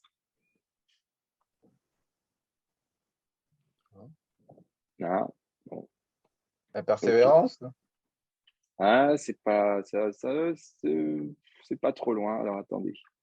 Allez, je vais arrêter de vous faire souffrir. Le rapport entre la guérison divine et l'obéissance. Oh oui. Ah. Voilà. Mm. Il y a un rapport entre la guérison et l'obéissance. Est-ce que vous avez des exemples, si vous prenez un petit moment, dans la Bible, des moments, Bah, Job. ouais, c'est-à-dire, C'est-à-dire? Enfin, c'est plutôt la persévérance. Mhm. Il est resté il ne s'est pas écarté du chemin de Dieu. Mhm. Il a eu quelques questionnements, même s'il a été tensé un peu par ses amis, par ses proches, Mhm. mais il est resté. Ouais, il n'a pas rejeté le Seigneur. C'est une marque d'obéissance. Mhm. Ouais, très juste. Vous voulez rajouter quelque chose à ça? Je n'avais pas pensé à lui, mais pourquoi pas? L'exemple de Saül, le premier roi d'Israël. Ouais, ouais. Et c'est là que Samuel va lui dire l'obéissance vaut mieux que les sacrifices. Parce qu'il D'accord. voulait attendre Saül pour faire le sacrifice et il a voulu faire le sacrifice à la place de Saül. D'accord. Alors là, la question, c'est le rapport entre la guérison et l'obéissance. Ouais, la guérison et l'obéissance. Toujours sur la guérison. On a vu la guérison et la foi tout à l'heure. Maintenant, la guérison et l'obéissance. Dans un sens un peu différent, il y a les chardes de Paul. On ne sait pas est-ce que c'est un mal physique, est-ce que c'est une maladie, c'est un handicap, mais il dit que le Seigneur l'a permis, l'a maintenu pour qu'il reste, qu'il ne perde pas l'orgueil. Ouais. Excusez-moi, il y a Sarah qui vient. Ouais, pour qu'il ne s'écarte pas, qu'il ne devienne pas orgueilleux, donc qu'il reste dans l'obéissance en restant humble. Et donc, c'est plutôt l'absence de guérison, entre guillemets. Si, bien sûr, les chardes, c'est. Parce qu'il n'y a pas trop de détails. Il y a beaucoup de personnes qui disent que c'est un mal physique. Il y en a d'autres qui disent. C'est pas si difficile à savoir. Je ne sais même pas si on peut le savoir, mais c'est pas forcément le plus important. Voilà. Donc, Ok. D'autres commentaires, d'autres remarques par rapport à ça? Quel rapport vous voyez entre la guérison et l'obéissance? Est-ce qu'il y a des exemples dans la Bible où la guérison est liée à de l'obéissance? Le passage que Nadège a lu tout à l'heure, c'est-à-dire le passage où quand on annonce à Ézéchias qu'il va mourir, et hier il dit Seigneur, souviens-toi que j'ai été comme tu voulais, j'ai obéi à tes préceptes et aujourd'hui je te demande de changer ton. Voilà, il était malade, hein, je crois. Donc quelque part aussi c'est par rapport à son obéissance, s'il n'avait pas été, je pense, obéissant, s'il n'avait pas marché comme Dieu le voulait, je ne suis pas sûre. On peut supposer ce qu'on veut maintenant, mais je suis pas sûre que voilà, le Seigneur, Dieu aurait forcément écouté sa prière. Il aurait changé en tout cas cette décision-là. Ouais. Ce qui me vient aussi. Comment tu dis? Alors, qu'est-ce qui parlait là? C'était Nadège et Pat, c'est ça? Oui. Je t'en prie, Nadège. Moi, je pensais à quand, en fait, Dieu nous demande de faire quelque chose pour être guéri. Tu as Naaman le Syrien qui doit se tremper 7 fois dans le Jourdain pour être guéri. Exact. 2 Rois 5, si vous voulez la référence. 2 Rois 5, 14. Exactement. Ça, c'est un excellent exemple, effectivement, où on voit que Dieu nous demande de faire quelque chose pour recevoir la guérison. Pareil, comme Jésus renvoie les aveugles, les lépreux. Les lépreux, il leur dit allez vous montrer au sacrificateur. Et en chemin, en fait, ils sont tous guéris. Il y en a qu'un qui revient, mais en fait, ils sont tous guéris. Et c'est parce qu'ils font la démarche d'obéir à ce que Jésus leur demande qu'ils reçoivent la guérison sur la route. Tout à fait. Ouais. C'est un très bon exemple, effectivement. Oui, il y a même quand Jésus, avec sa salive et la boue, il met sur les yeux de l'aveugle et lui demande va te laver au réservoir de Siloé. Exact. Ouais, exactement. Et autre chose aussi qui me revient, l'obéissance de Jésus nous donne la guérison parce que à Gethsémane, il avait. Exact. Tout à fait.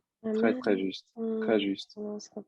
Moins bien, j'ai envie de dire. Je suis en train de noter ce que vous dites parce que je ne l'avais pas noté. Là, je prends des notes justement. L'obéissance de Jésus à Gethsémanie, à la croix, tout à fait. S'il n'avait pas accepté la croix, il a été tenté de ne pas le faire, mais s'il avait, voilà, c'est son obéissance qui nous donne la guérison, qui nous donne le salut.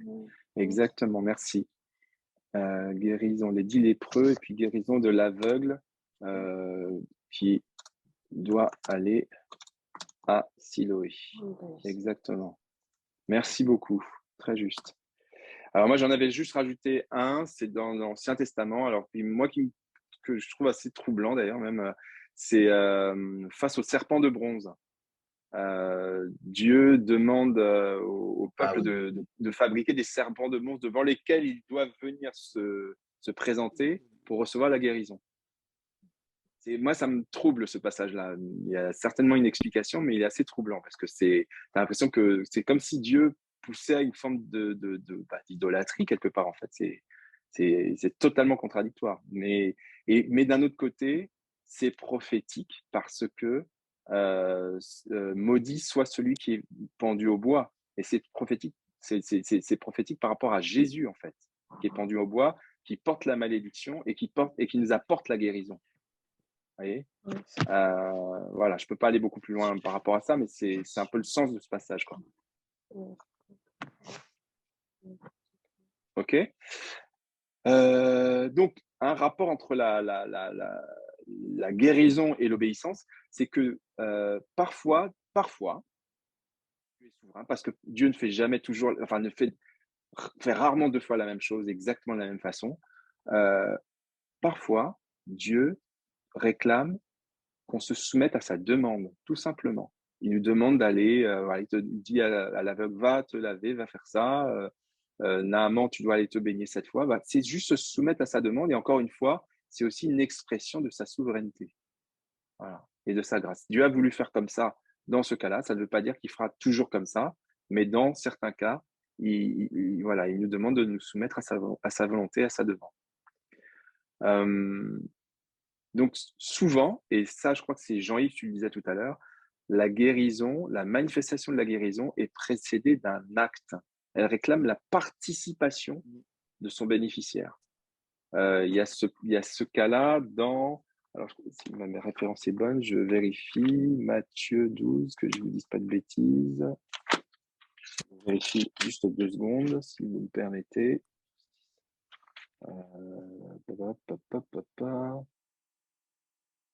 Tac. Jusqu'à combien? Ouais, jusqu'à 13, c'est ça. Ouais, c'est ça. Matthieu 12, 10, je vais le lire, comme ça, on avance. C'est Jésus au moment du sabbat, il y a des contestations des religieux, etc. etc. Il partit de là et entra dans la synagogue. Il s'y trouvait un homme, donc Matthieu 12, 10, il s'y trouvait un homme qui avait la main paralysée. Ils demandèrent à Jésus, est-il permis de faire une guérison le jour du sabbat? C'était afin de pouvoir l'accuser. Il leur répondit, lequel d'entre vous, s'il n'a qu'une brebis et qu'elle tombe dans un trou le jour du sabbat, n'ira pas la retirer de là. Or, un homme vaut beaucoup plus qu'une brebis. Il est donc permis de faire du bien les jours du sabbat. Alors il dit à l'homme, tends la main. Il la tendit et elle devint saine comme l'autre. Jésus a besoin de dire à l'homme, tends la main. Il aurait très bien pu le guérir sans qu'il tende la main. Mais là, il lui a demandé de tendre la main. Et donc, il lui a demandé une participation. Voilà. Voilà, il y a peut-être d'autres exemples, hein, clairement, mais je pense qu'on a compris le message. Donc là, on voit que la foi et l'obéissance sont évidemment des préalables à de nombreuses guérisons dans la Bible, mais encore une fois, ça ne sont pas des conditions absolues parce que Dieu fait ce qu'il veut, il est souverain. Et il lui-même est arrivé de passer outre la foi ou l'obéissance pour simplement manifester son amour. Quand Jésus guérit la belle-mère de Pierre n'a pas manifesté de foi particulière, elle n'a pas obéi d'une manière particulière et pourtant Dieu l'a guérie, par amour pour Pierre et pour peut-être d'autres raisons, en tout cas par amour pour Pierre et pour cette femme. La purification des lépreux, voilà, dans Luc 5, verset 13, nous montre aussi que Dieu fait les choses par amour, juste par amour. Voilà.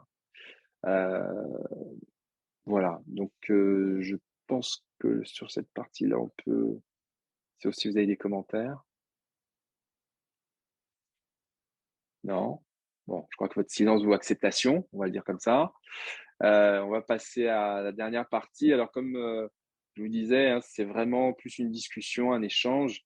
Ce que je vous propose, voilà, c'est qu'on prenne un temps de témoignage et puis aussi même de prière, si je pense que c'est bien compris aussi pour nous, pour des situations qu'on connaît concernant la guérison. Est-ce que vous avez des témoignages de guérison? Alors, soit vous avez été témoin de guérison, ou peut-être même Dieu vous a utilisé pour la guérison de quelqu'un. On peut partager ça quelques instants.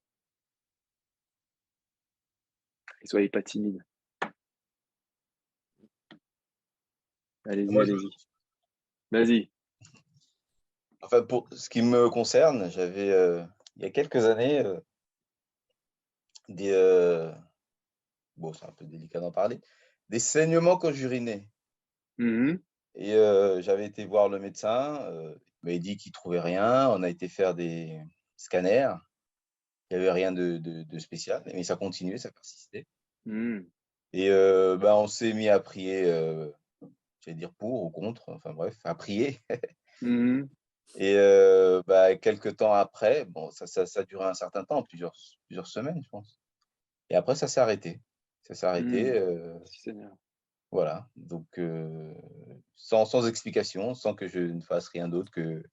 Enfin, je vivais normalement, je faisais tout normalement, sans prendre de médicaments et rien que par la prière, et ça s'est arrêté. Gloire à Dieu. Et c'était assez douloureux, légèrement douloureux quand ça arrivait, et donc c'était vraiment gênant. D'accord. Gloire à Dieu. Super, merci. D'autres témoignages de guérison que vous avez vécu ou de guérison dans laquelle Dieu vous a utilisé pour guérir quelqu'un? Alors, moi, tout le monde, enfin, je pense que tous ceux qui sont là connaissent ce qui s'était passé par rapport à ma maman il y a quelques années maintenant, en 2019, qui était malade. Et c'est pour ça que j'ai trouvé fort, en fait, le moment où Nadège, elle a lu le passage de la sentence, entre guillemets, des équesses. Parce que en fait, je me suis retrouvée dans une salle avec des médecins qui me disaient pareil, de prendre qu'on devait prendre nos dispositions parce que voilà, ma mère n'allait pas passer la journée, quoi.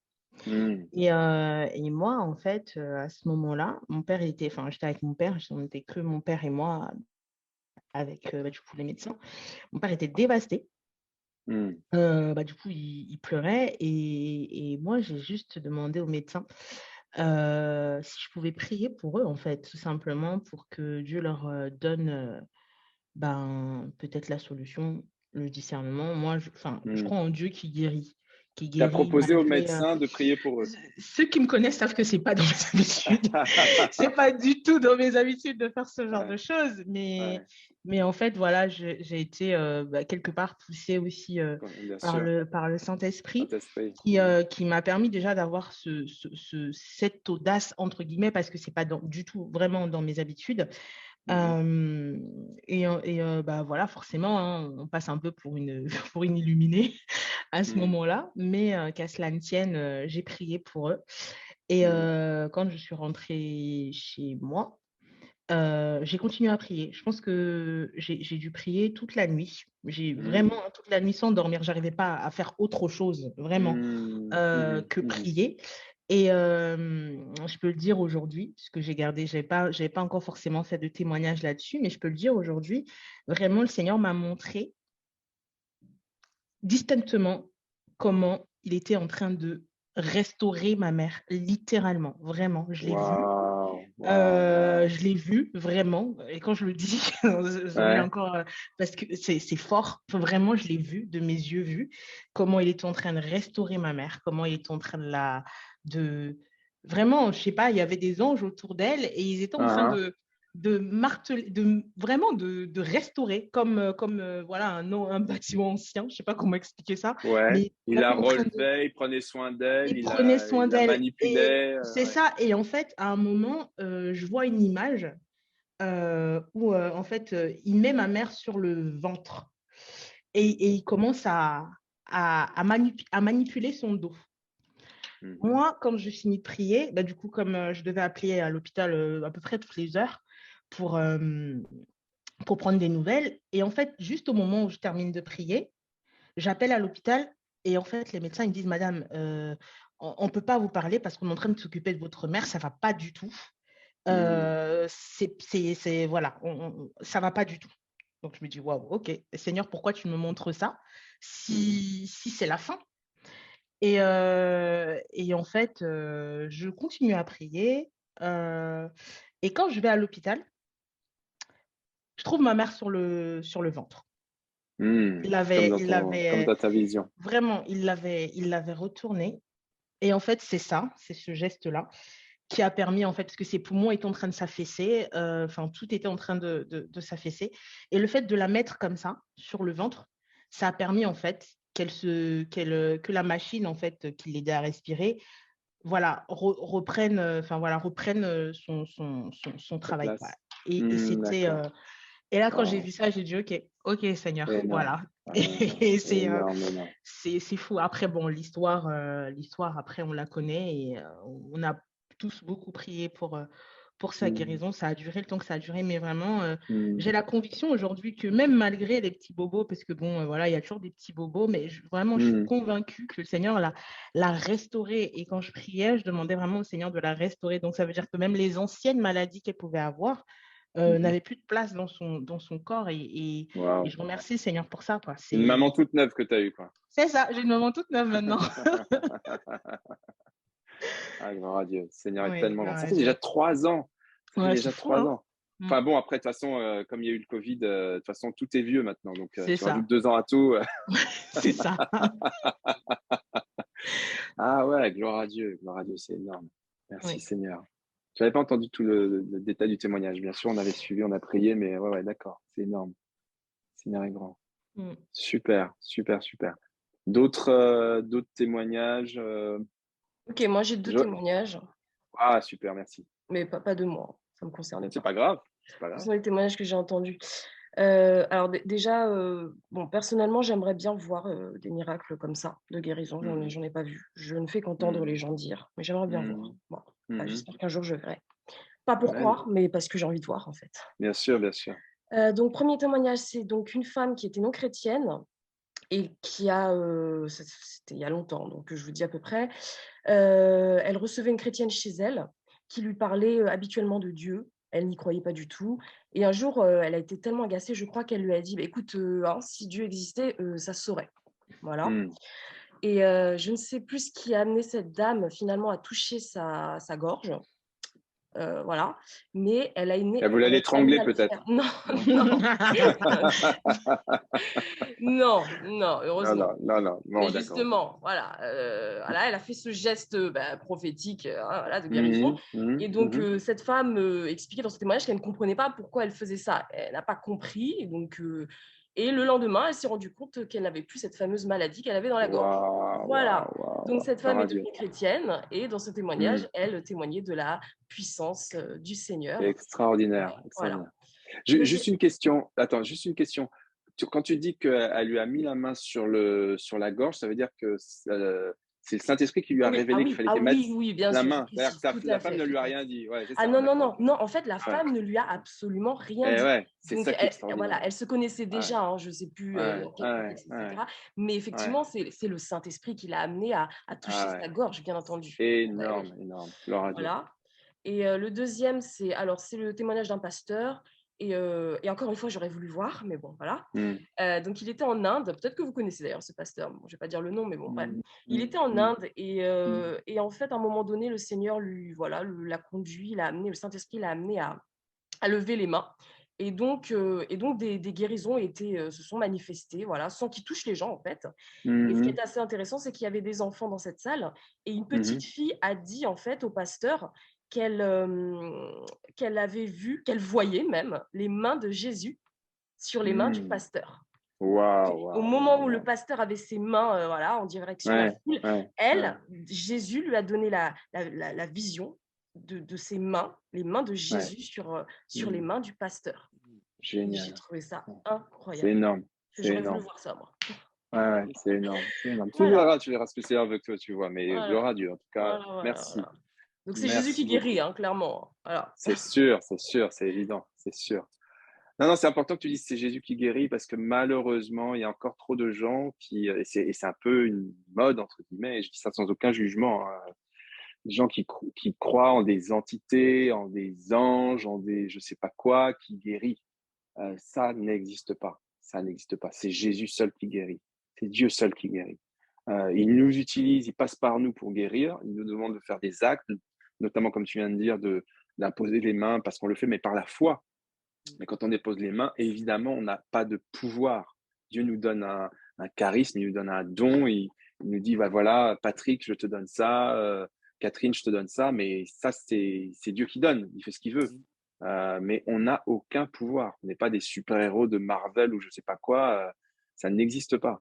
Faut arrêter les films. C'est juste que Dieu choisit de passer par tel ou tel canal, c'est sa souveraineté, c'est son choix, c'est comme ça. Mais gloire à Dieu, c'est énorme comme témoignage. Ouais. Merci Seigneur. Ok. D'autres témoignages, d'autres remarques? Du coup, pardon, je me permets de reprendre la Ouais. parole. J'avais pas forcément envie de témoigner, de ça, mais en tout cas, je sais pas pourquoi je le fais, mais je le fais en tout cas, voilà. Il y a quelques mois, j'ai commencé à avoir une espèce de boule comme ça au niveau un espèce de ganglion bizarre au niveau de la gorge. Ça partait pas en fait. Ça me faisait mal de temps en temps, mais je sentais, j'avais mal. Mais à un moment, j'ai commencé vraiment à sentir une boule. Une boule, je sais pas d'où ça venait. Et quand je suis allée voir le médecin, il m'a dit ben, qu'on fera des examens, mais voilà, ça l'inquiétait pas plus que ça. Et avant même que j'aille faire les examens, parce que ça me faisait mal en fait, donc ça grossissait. Donc vraiment, au fur et à mesure que je touchais, et en fait, il y a juste une angoisse qui a commencé à monter en moi. Vraiment, je commençais à voilà, à faire des cauchemars, à avoir des pensées un peu, voilà, en me disant, ça se trouve, enfin, il y a des cas de cancer dans ma famille, hein, pas forcément des cancers de la gorge ou quoi, mais il y a des cas de cancer dans ma famille. Donc, forcément, j'ai commencé à avoir des nuits troublées. Enfin, voilà, je perdais Ça un petit peu t'angoissait. ma paix. Donc, du coup, j'ai prié un jour comme ça. En plus, voilà, j'étais en train de faire le ménage et je sais pas, je commençais à prier par rapport à ça. Et j'ai dit au Seigneur, vraiment, je ne sais pas ce que c'est, Seigneur. Après, voilà, les médecins, pour l'instant, ne sont pas inquiets. Mais en tout cas, moi, ça me fait perdre ma paix. Et voilà, je te demande vraiment d'agir et de faire en sorte que, ben, en fait, cette boule disparaisse. Que quand je vais voir le médecin à nouveau, qu'il soit surpris, en tout cas que ça disparaisse parce que ben, je ne sais pas ce que c'est, mais en tout cas, ça m'angoisse, ça me fait perdre ma paix. Et je pense que voilà, le Seigneur veut qu'on reste toujours voilà, en paix. Et là, ça commençait voilà, je n'endormais pas la nuit, hein, c'était compliqué. Et en fait, au bout de 2 jours, je crois, au bout de 2 jours, j'ai commencé à plus sentir de douleur. Plus sentir de douleur. Et je me suis dit, j'ose toucher, j'ose pas toucher. J'ose toucher quand même pour voir s'il y a encore la masse. Et en fait, elle avait complètement disparu. Vraiment, au bout de 2 jours, Seigneur. elle avait complètement disparu. Du coup, donc j'en ai parlé à ma mère. Donc voilà, on a remercié le Seigneur, on a prié ensemble pour ça. Et elle m'a dit, il faut absolument que tu ailles voir le médecin.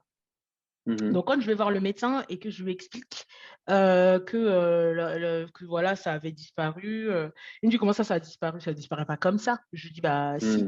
Et donc, il a tâté, parce que bon, c'est le même médecin quand je suis allée voir, donc il a tâté et en fait, il dit ah oui, ça a disparu. Oh, bah ça devait être un ganglion. Enfin, bref, toujours une D'accord, il explication a scientifique. minorisé le truc. Voilà. Ouais. Mais ça doit être quelque chose, si c'est rien du tout, à mon avis. Donc voilà, si ça disparaît comme ça, je dis, moi, je pense que voilà, le Seigneur a agi hein, avant la médecine. Donc, il fait, ah, vous croyez à ça, vous? Ah, bah tant mieux. Je dis, ok, très bien, pas de souci. Mais voilà, en tout cas, vraiment, je pense que le Seigneur est bon, vraiment. Amen, et ouais, il agit en tout temps. Donc, c'est merveilleux. Merci beaucoup, c'est très juste. Seigneur agit. puissamment, même pour des choses qui paraissent anodines. Gloire à Dieu, gloire à Dieu. D'autres témoignages? Joël, on t'entend plus. Jean-Yves, on t'entend plus.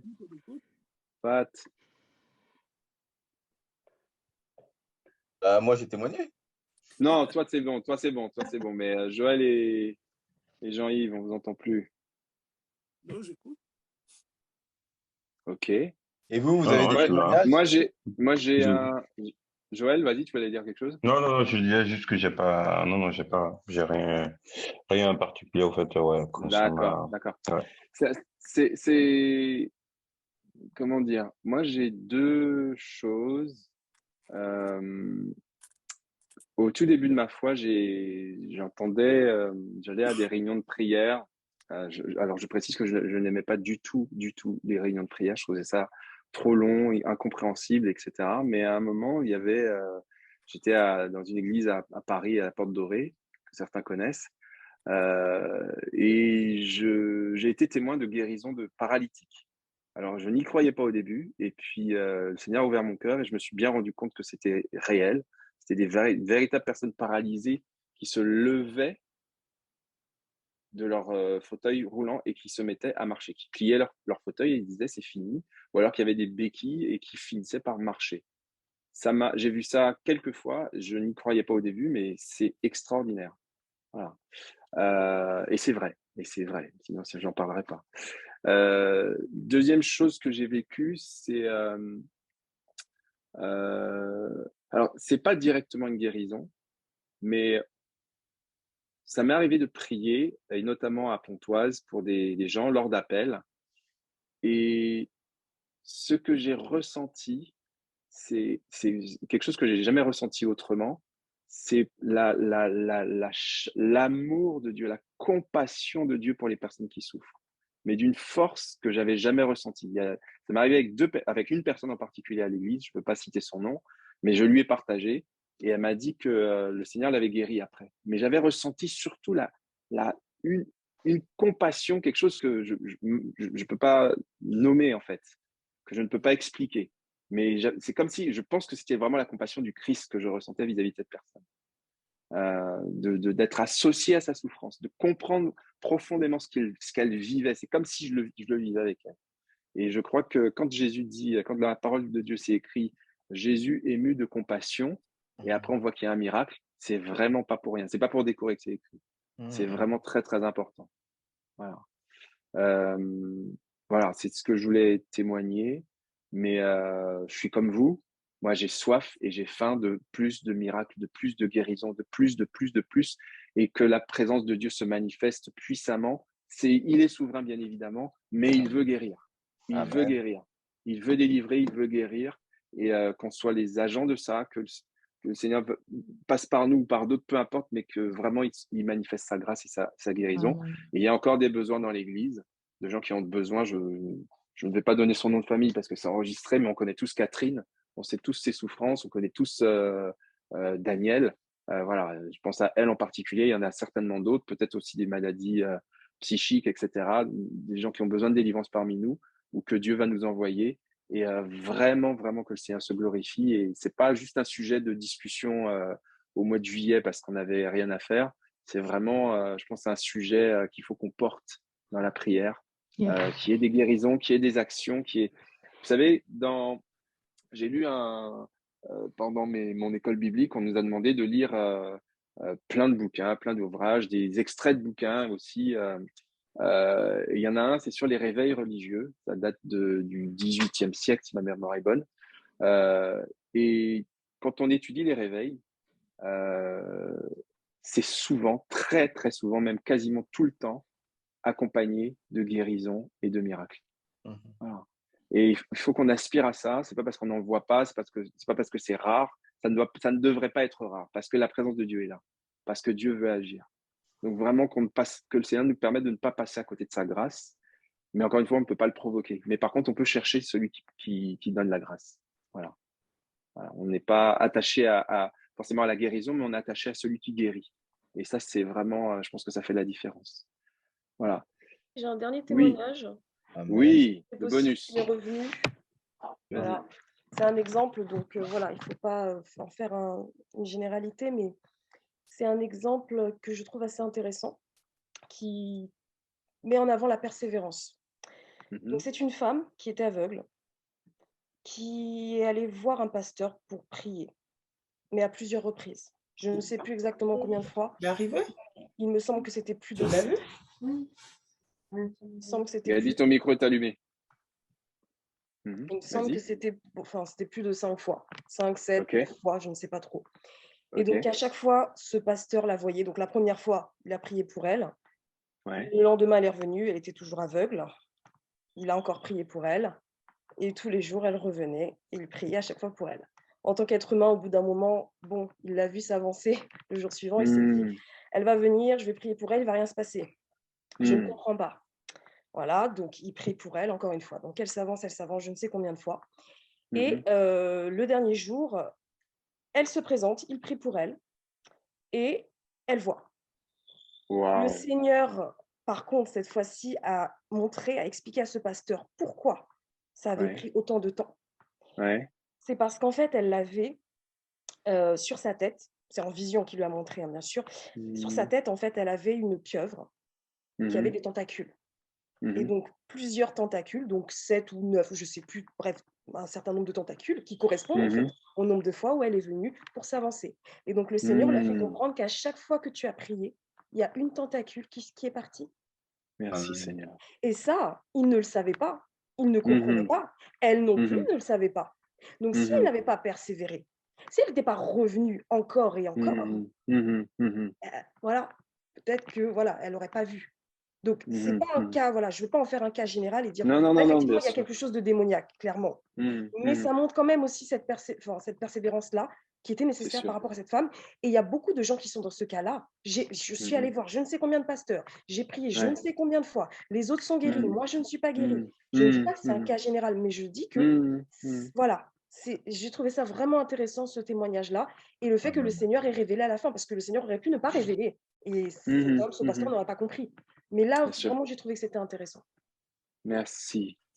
Merci. C'est très édifiant comme témoignage, Florian. Merci.